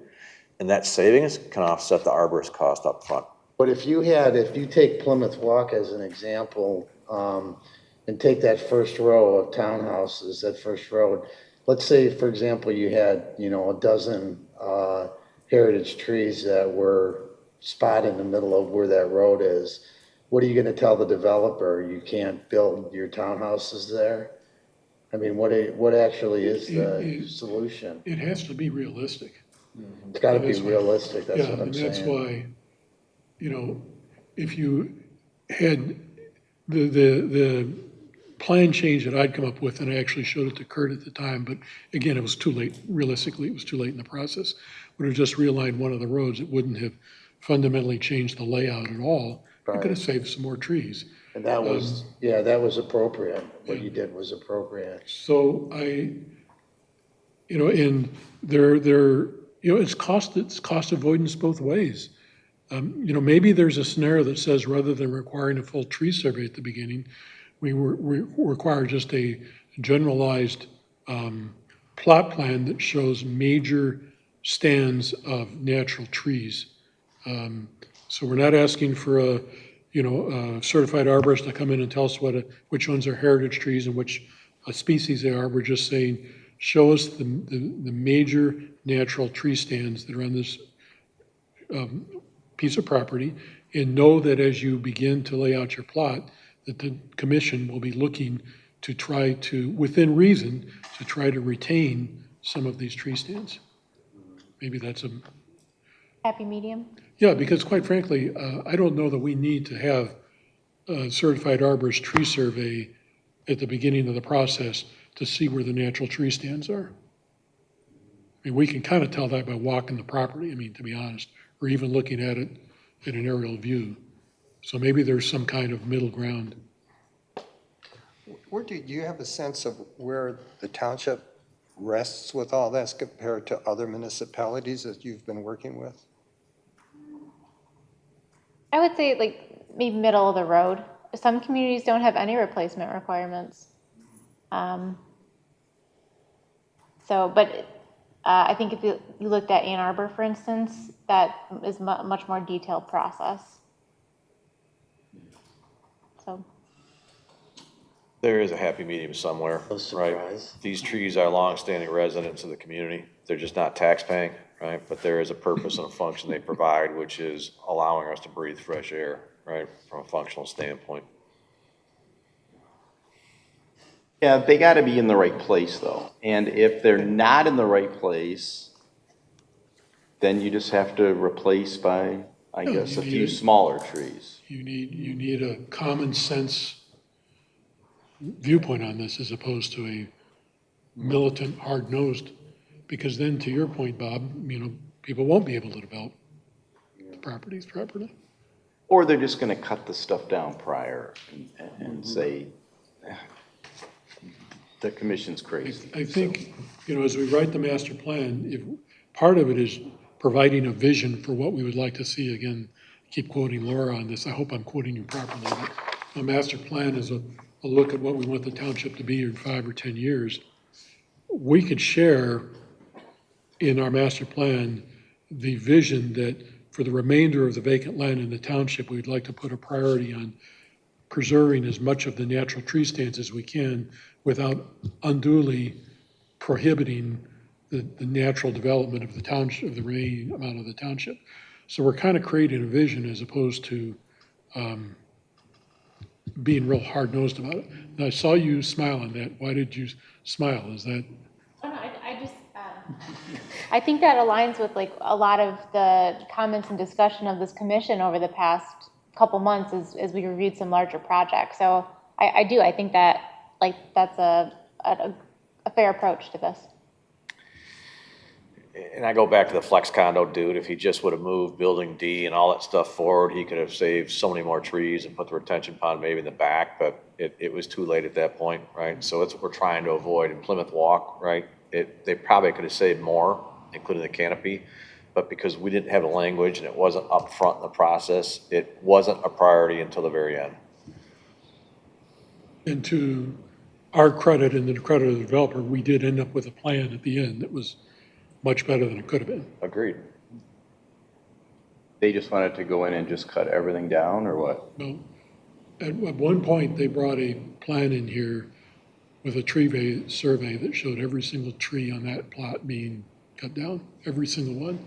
I will tell you, I think that was a mistake. I don't think that's exactly what they intended, but that's what the document showed. No, I was surprised when I saw the big truck with all the big logs that are gonna be taken to a processing facility. Now, that's better than just chipping them up, but still, I was surprised at the number of pretty sizable trees in there. Some beautiful trees in there. They had some valuable trees in there. They had some black walnut. And, Oh, I'm sure some were taken to some yeah, processing to a plants. mill. Yeah. Well, they're maximizing, they're monetizing everything they can. Yeah. Of course. So, I mean, Yeah. they're in business for that. Sure. No question. On the positive side of things, the trees that developers have removed and needed to replace it, and in addition to just the general landscape requirements that the township has, there have been quality trees, quality species that have planted and are maturing. So the tree canopy is still being replaced. And the township has done other things like the residential tree planting program for neighborhood streets to improve that. So there's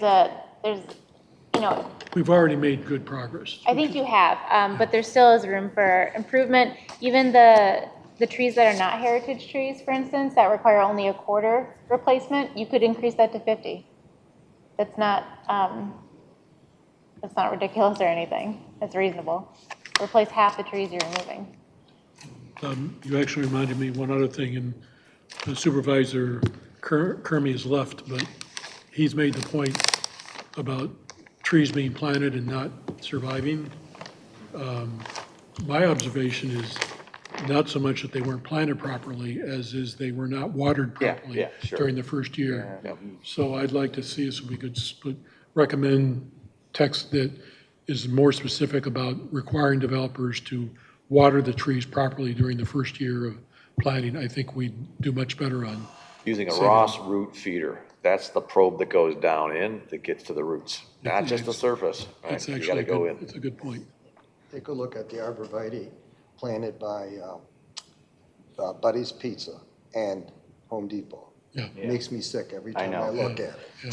And unfortunately, the Choctaw warehousing facility, which really was nicely landscaped, you'll note that along that front row of at least a quarter of the trees are dead, which is Where did you say? the Choctaw warehouse Oh, on the east side of Ridge, south of I 5 noticed that, yeah.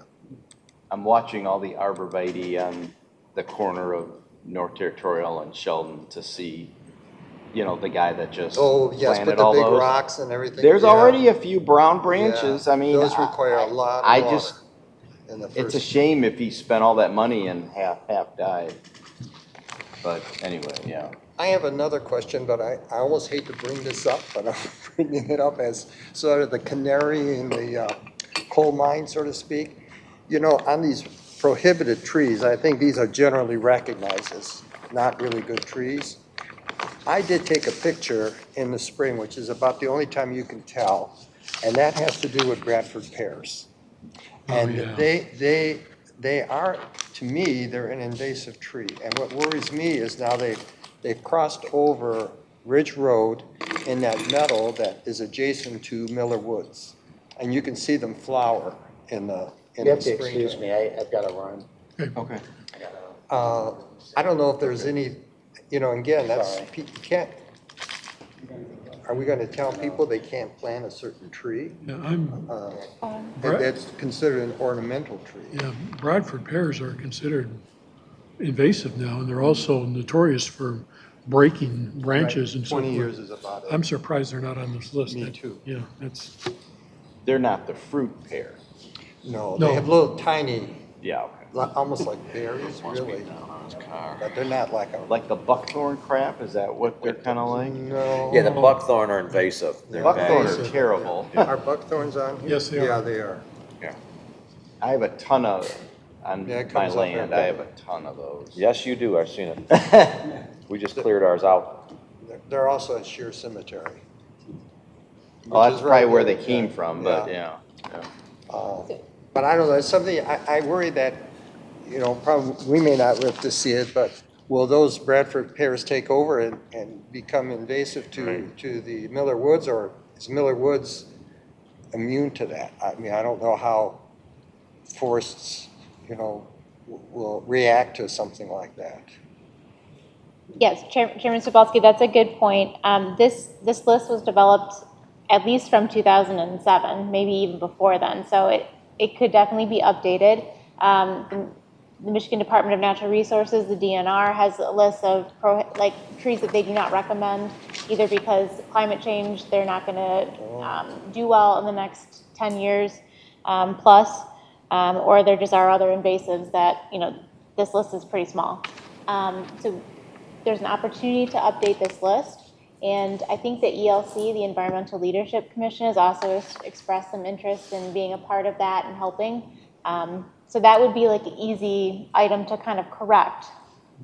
Some communities even offer a list of recommended trees to kind of steer the developer, you know. Right, in the right direction.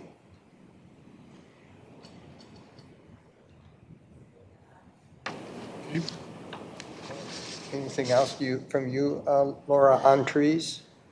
Anyone else have questions, comments? No, that was very thorough. Thank you, Laura, for rebaselining us. Welcome. Okay. Any questions on the monthly planning report?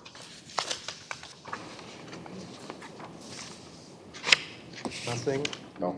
Okay, and then on the study session date to July 2nd. Laura, you want to lead off on that? Certainly, we just want to, we'll be discussing the master plan. But if this date is not good for a study session, this would be at 6:30, then we'd like to select an alternative date. We won't have a quorum. I can't go on that day. I'm one. It will be 12:30 a.m. where I'll be at when we have that meeting. I could call in, but I'd prefer to move the Yeah. date if we could, maybe a week. Everyone else can make it, though? I don't know if I mean, do you know in advance if everyone else is going to be able to come to the other study sessions in August? I can come to the rest, yeah. The Planning Commission Board of Trustee meeting that is on there, I think for next week, right? I'll still be on another continent, 6 hours ahead, right? If it's phone bridge. I can call into one of the two, right? But it's hard. It's a vacation, and Yeah. the rest of the dates I had no conflict with, Dennis. And they're all loaded on my phone, by the way. Good. For prevent recurrence. Make sure your phone is kept charged. Yeah. I got a charger. Yeah, good. So what do you think? Can we, If we still will have a quorum, then we would still I have a guess quorum. proceed. No, you would have a quorum. Yeah, we would still have a quorum. Can someone brief us then what happened at Yeah, the meeting? we can do that. Okay. Okay. Okay, so we'll keep July 2nd. Yeah. Okay, Okay. fair enough. Okay. Do you know about Bob? Is Bob confirmed on July 2nd? I think he was, Okay, but I'll check with him. all right. Master plan discussion only. Did you want to talk about that, and the dark They didn't skies, change it. Laura? The last two items? Pardon? The last two items Okay. on the master plan discussion only and the dark sky text amendment, discussion only? Yes. Well, real quick, before we get in there, into these, the building official just informed me that the trees at Choctaw at 1500 Ridge, they were replaced this week on their own accord. Very good, So very good. that's good to hear. Nice. As far as next items, I do have a brief presentation regarding the master plan and some updates to the lighting ordinance that I'd like to just walk through with you. I just want to check and make sure. Are we good to? We're gonna be soaked if we're not good, so I'm good, just, you know. I think nature is on your side. It is. It's speaking to us. I've been drenched once. Hey, Dennis, can you take 5? though? Yeah, okay. Well, if people want to break for 5 minutes. Is it a monsoon, or is this just how this? It's at least 25 some minutes or more rain, so let's roll through it. In Lansing right Yeah. now.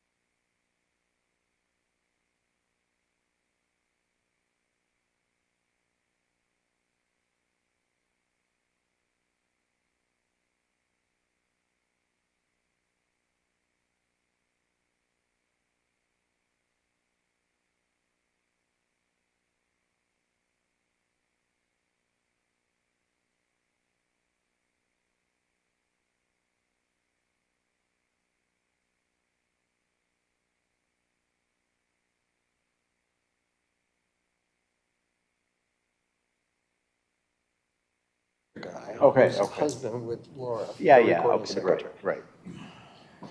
That's what I thought.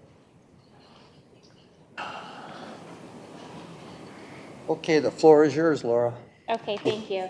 I'm gonna stick on the master plan topic for right now. Okay? So I just a couple slides here to kind of go through and give some background onto the master plan process, what it is, what it isn't, how it relates to the zoning ordinance, and then just a couple specifics for this plan. So I wanted to start us off with a quote to frame how important the township's master plan is. Good planning helps create communities that offer better choices for where and how people live. And the important thing in that sentence is choices, right? We want people to choose to live in this community, to work in this community, to do business, and to recreate in this community. Planning helps communities to envision their future. It helps them find the right balance of new development and essential services, environmental protection, and innovative change. And this is a quote from the American Planning Association. So there's a lot that goes into a master plan. It's really an important guiding document. It's the direction that your community is going to move in the next 5-10 years. There are 2 state acts that govern the master plan and zoning process in Michigan, the Planning Enabling Act and the Zoning Enabling Act. And that has specific requirements that as we go through this process, you'll see in terms of timing for public comment, notification requirements, different items to consider in a master plan. The Planning Enabling Act specifically requires that the comprehensive master plans include community data, have some sort of public input, have policies and objectives. These can be goals and objectives as well. Has a future land use map and a zoning plan. And the zoning plan, it really isn't fleshed out in your current 2015 master plan.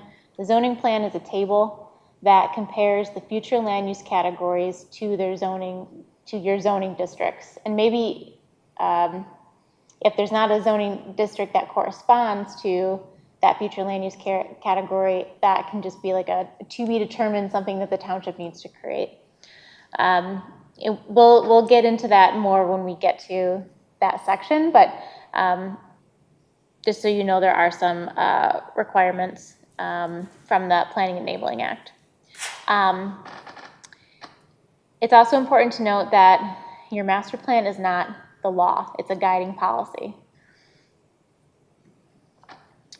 The purpose of a master plan is to create a clear, solid position to defend land use decisions against, to guide developments that are coordinated, harmonious, and economical, to consider and account for trends in land development and population fluctuations. An example of this would be thinking about office only districts and how applicable they may be in the future, or how resilient they may be in the future. And lastly, to promote public health, safety, and general welfare in accordance with present and future needs. And these are just some of the components that are considered in a master plan. So roads, infrastructure, housing, land use patterns, recreation and community amenities, demographics, and redevelopment priorities. That all flows into the master plan, which then influences the community's CIP, the Capital Improvements Program, the zoning ordinance, and any public projects in coordination with other agencies. So, question of why are we planning in Plymouth? Why are we doing this exercise? The master plan is really the township's most powerful expression of your intentions for the future. It is the basis of your zoning and other land use regulation. So anything in your zoning ordinance really should be supported by your master plan. It's important to identify existing conditions and trends so that when you are reviewing developments, you can have more of a context surrounding that, and that context isn't just like anecdotal here or there, that there's consensus on those conditions and trends. It sets goals that are influenced by public input, the public engagement. It is a tool to balance community rights and landowner rights. And very importantly, it provides recommendations for the future development and by the future land use map. So it's your most important long-range planning tool. Then the other state statute that I mentioned, the Zoning Enabling Act, this governs your zoning ordinance, and this is a legal codified document. And the zoning ordinance is very specific in the different zoning districts you have, what uses you can legally have on a property, the size and dimensions of structures, if there are variances, how those are sought, special land uses, the corresponding zoning map, and then anything like planned unit developments or cluster housing options, those are all spelled out in your zoning ordinance. So when we take a look at the master plan and the zoning ordinance, on the left, the master plan is the guide for the future. The zoning ordinance regulates what you can do on your property today. The master plan is policy, right, guiding document, visionary. The zoning ordinance is law and may be enforced. The master plan deals with the future land use maps. They may be more general, whereas the zoning ordinance specifically follows, majority of the time, property lines, and it's specific parcel by parcel, or sometimes some future land use maps can have some overlap or be more general. The master plan is intended to be flexible to respond to changing conditions, whereas the zoning ordinance has specific standards. It's more of a binary. Are you meeting these standards or are you not? The less discretion you have in your zoning ordinance, the more defensible legally it is.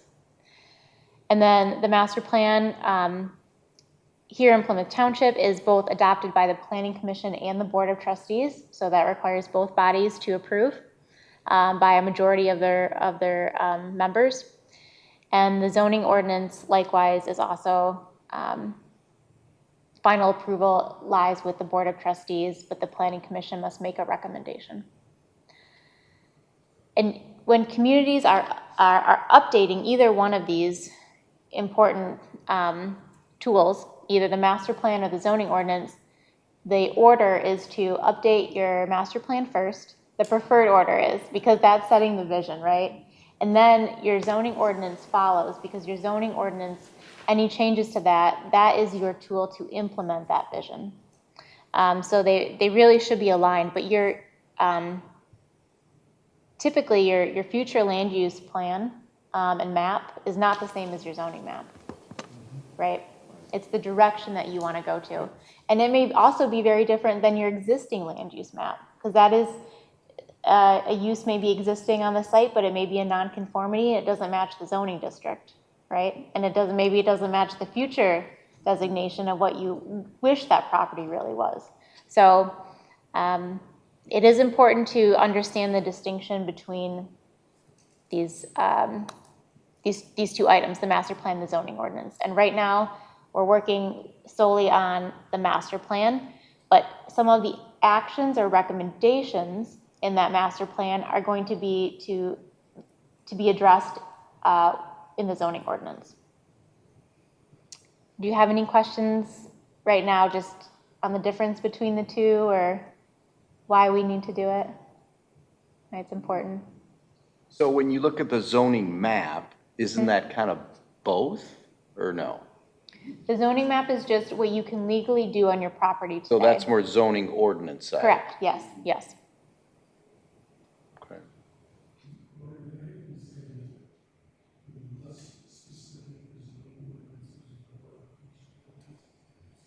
The less discretionary your zoning ordinance is. So if there's more like flowery language that says the Planning Commission may approve alternatives who's to say this commission may find alternatives different than a commission in 5 years? The applicant doesn't have clear direction, so any language in that code that can really be so specific and take out that discretionary piece is best. Because then if it ever is challenged, it's clear what the standards are and the applicant either met or didn't meet them.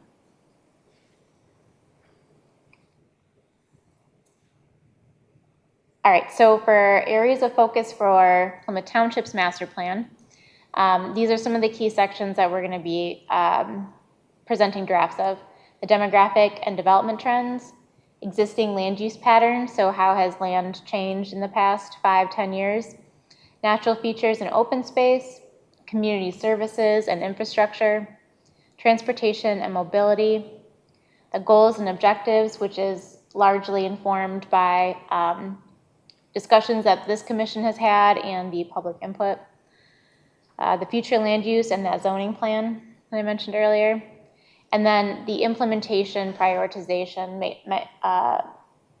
matrix, and that's like your action plan. So that's where you may have a specific recommendation to amend the tree ordinance to account for X, Y, and Z. That could be an action of the master plan that then you can, it's meant to be a roadmap for this commission to tackle and start ticking things off.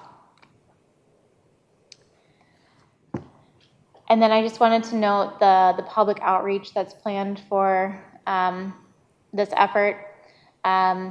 So the website is updated to have the draft survey, or the survey, and we will be enhancing the page, the website page that talks about the master plan, to have all the different drafts available, and to put some key dates.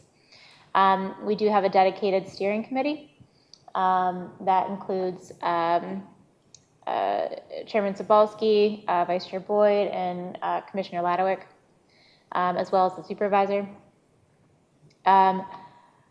We will be discussing the draft chapters at the study sessions, and those are all public meetings. And we also have a presentation planned for next Tuesday at the Board of Trustees meeting, something similar to this, to inform them of the process and start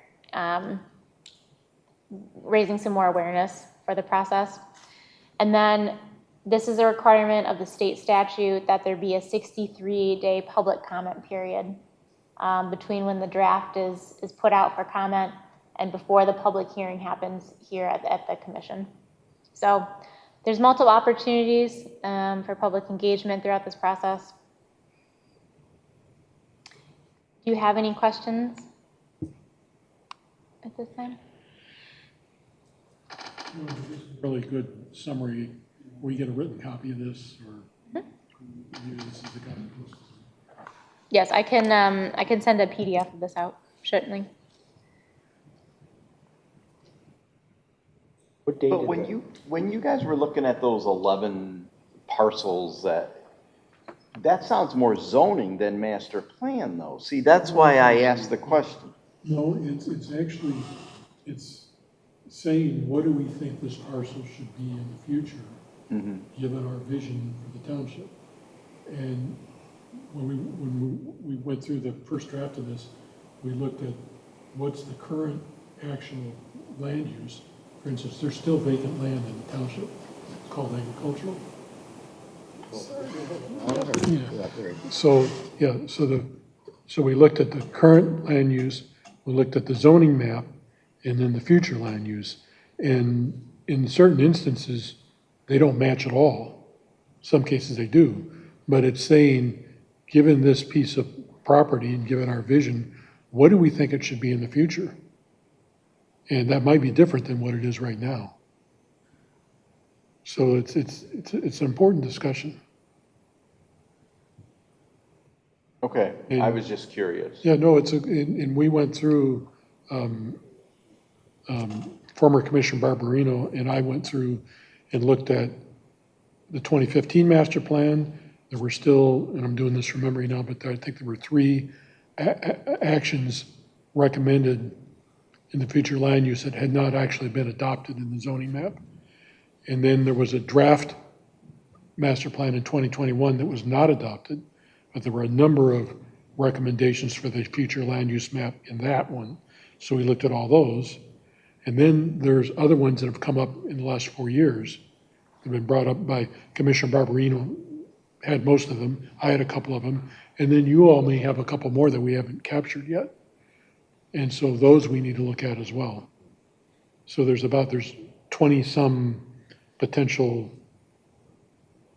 things that we need to look at where the future land use may be different than either the current zoning map or the present property use. Okay. I mean, the master plan seems kind of specific, so that's why but, I mean, I'm probably splitting hairs, so it's fine.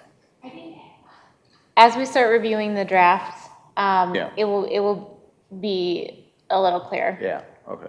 How much feedback have you gotten from the survey?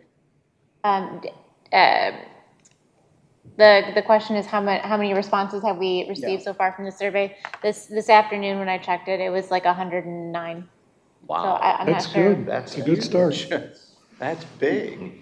Because when Northfield did their, they had a little different approach than we did in some respects. They got about 400 responses. So here, this has only been up for like a day or two, I think. Oh, yeah. And people became aware of it. Yeah. No, that's good. Okay. And any other questions on the master plan items before we move on? Okay. All right, so really switching gears, that was the master plan. Now this is the lighting ordinance, which is the zoning ordinance, which is the legal requirements. I'm gonna send a PDF of this language out. It's draft. It's for your review. I just want to point out a couple things that are highlighted in this to make you aware as you go through the draft, and then we'll have a discussion at the July meeting. This takes your existing ordinance and really just adds to it. So it's still section, or Article 28.8. We revised the intent section slightly to provide more language about the dark sky environment and the need to reduce nighttime pollution and conserve energy and resources. So I think this language is pretty good. We can add to it if you like. General requirements, some of these standards are the same, so I'm going to kind of quickly go through those. I'm not recommending a change there. What we are recommending, and we'll do maybe a little bit simplified graphic here, but showing developers what is unshielded versus shielded fixtures and what's appropriate in that. This graphic with the light pole is currently in your ordinance, and we're proposing that would remain. This table is new. So we do have standards in the ordinance today about light intensity, the maximum. But this breaks it down by zoning district. And I should have said this at the start. This is related to commercial and industrial properties. There really are, the regulations for residential are very minimal, and anything that exists today was kept in here, and we didn't add to any residential for right now. So this is really focused on just the commercial or the industrial. So we list the zoning districts, so it's really clear what district you are, which category you fall into, because some of these, they may be the same foot candles here, but the footnotes vary, and I think some of these will be really helpful. So for instance, in the commercial or the industrial districts, if the property is adjacent to a residential district or use, the maximum foot candle at the property line decreases even further. If it's commercial to commercial or industrial to industrial, you're not as worried about spillover. It's still pretty minor spillover, but adding some additional reassurances for a residential property that it would be even less intense. We require a photometric plan with any application. We note the preference for cool lighting, that would be prohibited, and designate a color temperature of 4,000 Kelvin. This table is also new. It has to do with the height of the freestanding light poles, but also lighting that is building mounted. Again, by district. In the commercial district, we've lowered it to 18 feet. This is something that we can discuss at the next meeting. It's currently 20, but it could maybe even go down to 16, but this is more pedestrian, softer scale, and less intrusive if the commercial property or office is adjacent to residential. Industrial, right now you can go up to 30. We reduced it to 25 feet. And then this footnote, I think, is important. If it's industrial that is with 150 feet of a residential zoning district or use, it has to go down to 18. So some additional protections for our residents. The prohibited exterior lighting, I think we just condensed this section, but no, it's as it stands, it's pretty good. There's some exceptions in here regarding holiday decorations, temporary lighting, civic lighting. That has all stayed the same. It's not, that's not the generator of some of the nuisances and complaints that we're getting. Providing some flexibility for accent lighting and uplighting that the Planning Commission could approve. We're also, this section is new definitions. There really is no definition of lighting anywhere in the code. So recommending to add these.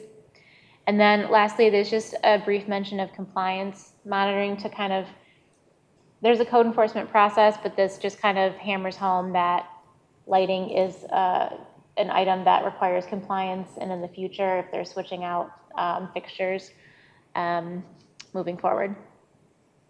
So that's a high-level summary of this. We'll dive into it more. I just kind of wanted to give an overview so it's a little more obvious what you're looking at when reading through it. Any initial comments or concerns? Are there standards for lumens like at the gas stations? They seem to be, or car dealerships? Yes. There are. Yes. Yes, those are in here too. It seems like most, at least the past 6-8 months, it seems like most projects that came forth, it seems like most people know about directional lighting and shields and all that kind of stuff. Do some not? I mean, is this like new to some people, would you say?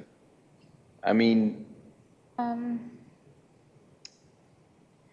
I think if we can be clear about what the township's expectations are from the start, then there'll be less like negotiation, and the developer will know that they can't put that that bright of a light or that tall of a light near residential area. So there's no question. So those protections don't exist today in the ordinance. So I think adding those in clear and better for residents. Maybe like, like the height of the poles and stuff, Okay.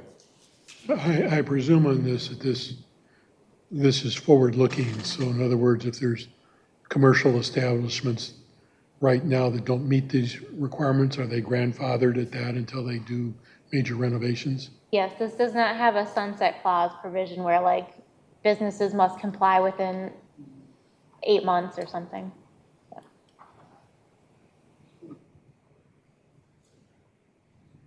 Okay, then we will email this out to the commission, and we will include it in the packets for July and discuss it then. We'll give it to you a little extra time to review. Okay, thank you. Okay, commissioner comments? Anyone have comments on anything? None? Okay. Is there a motion to adjourn at 8:53? Yes. I'd like to make a Mr. motion to adjourn at 8:53. Second. Moved by Commissioner Ikes and supported by Commissioner Boyd to adjourn at 8:53. All in favor signify by saying aye. Aye. Aye. Opposed, motion carries adjourned.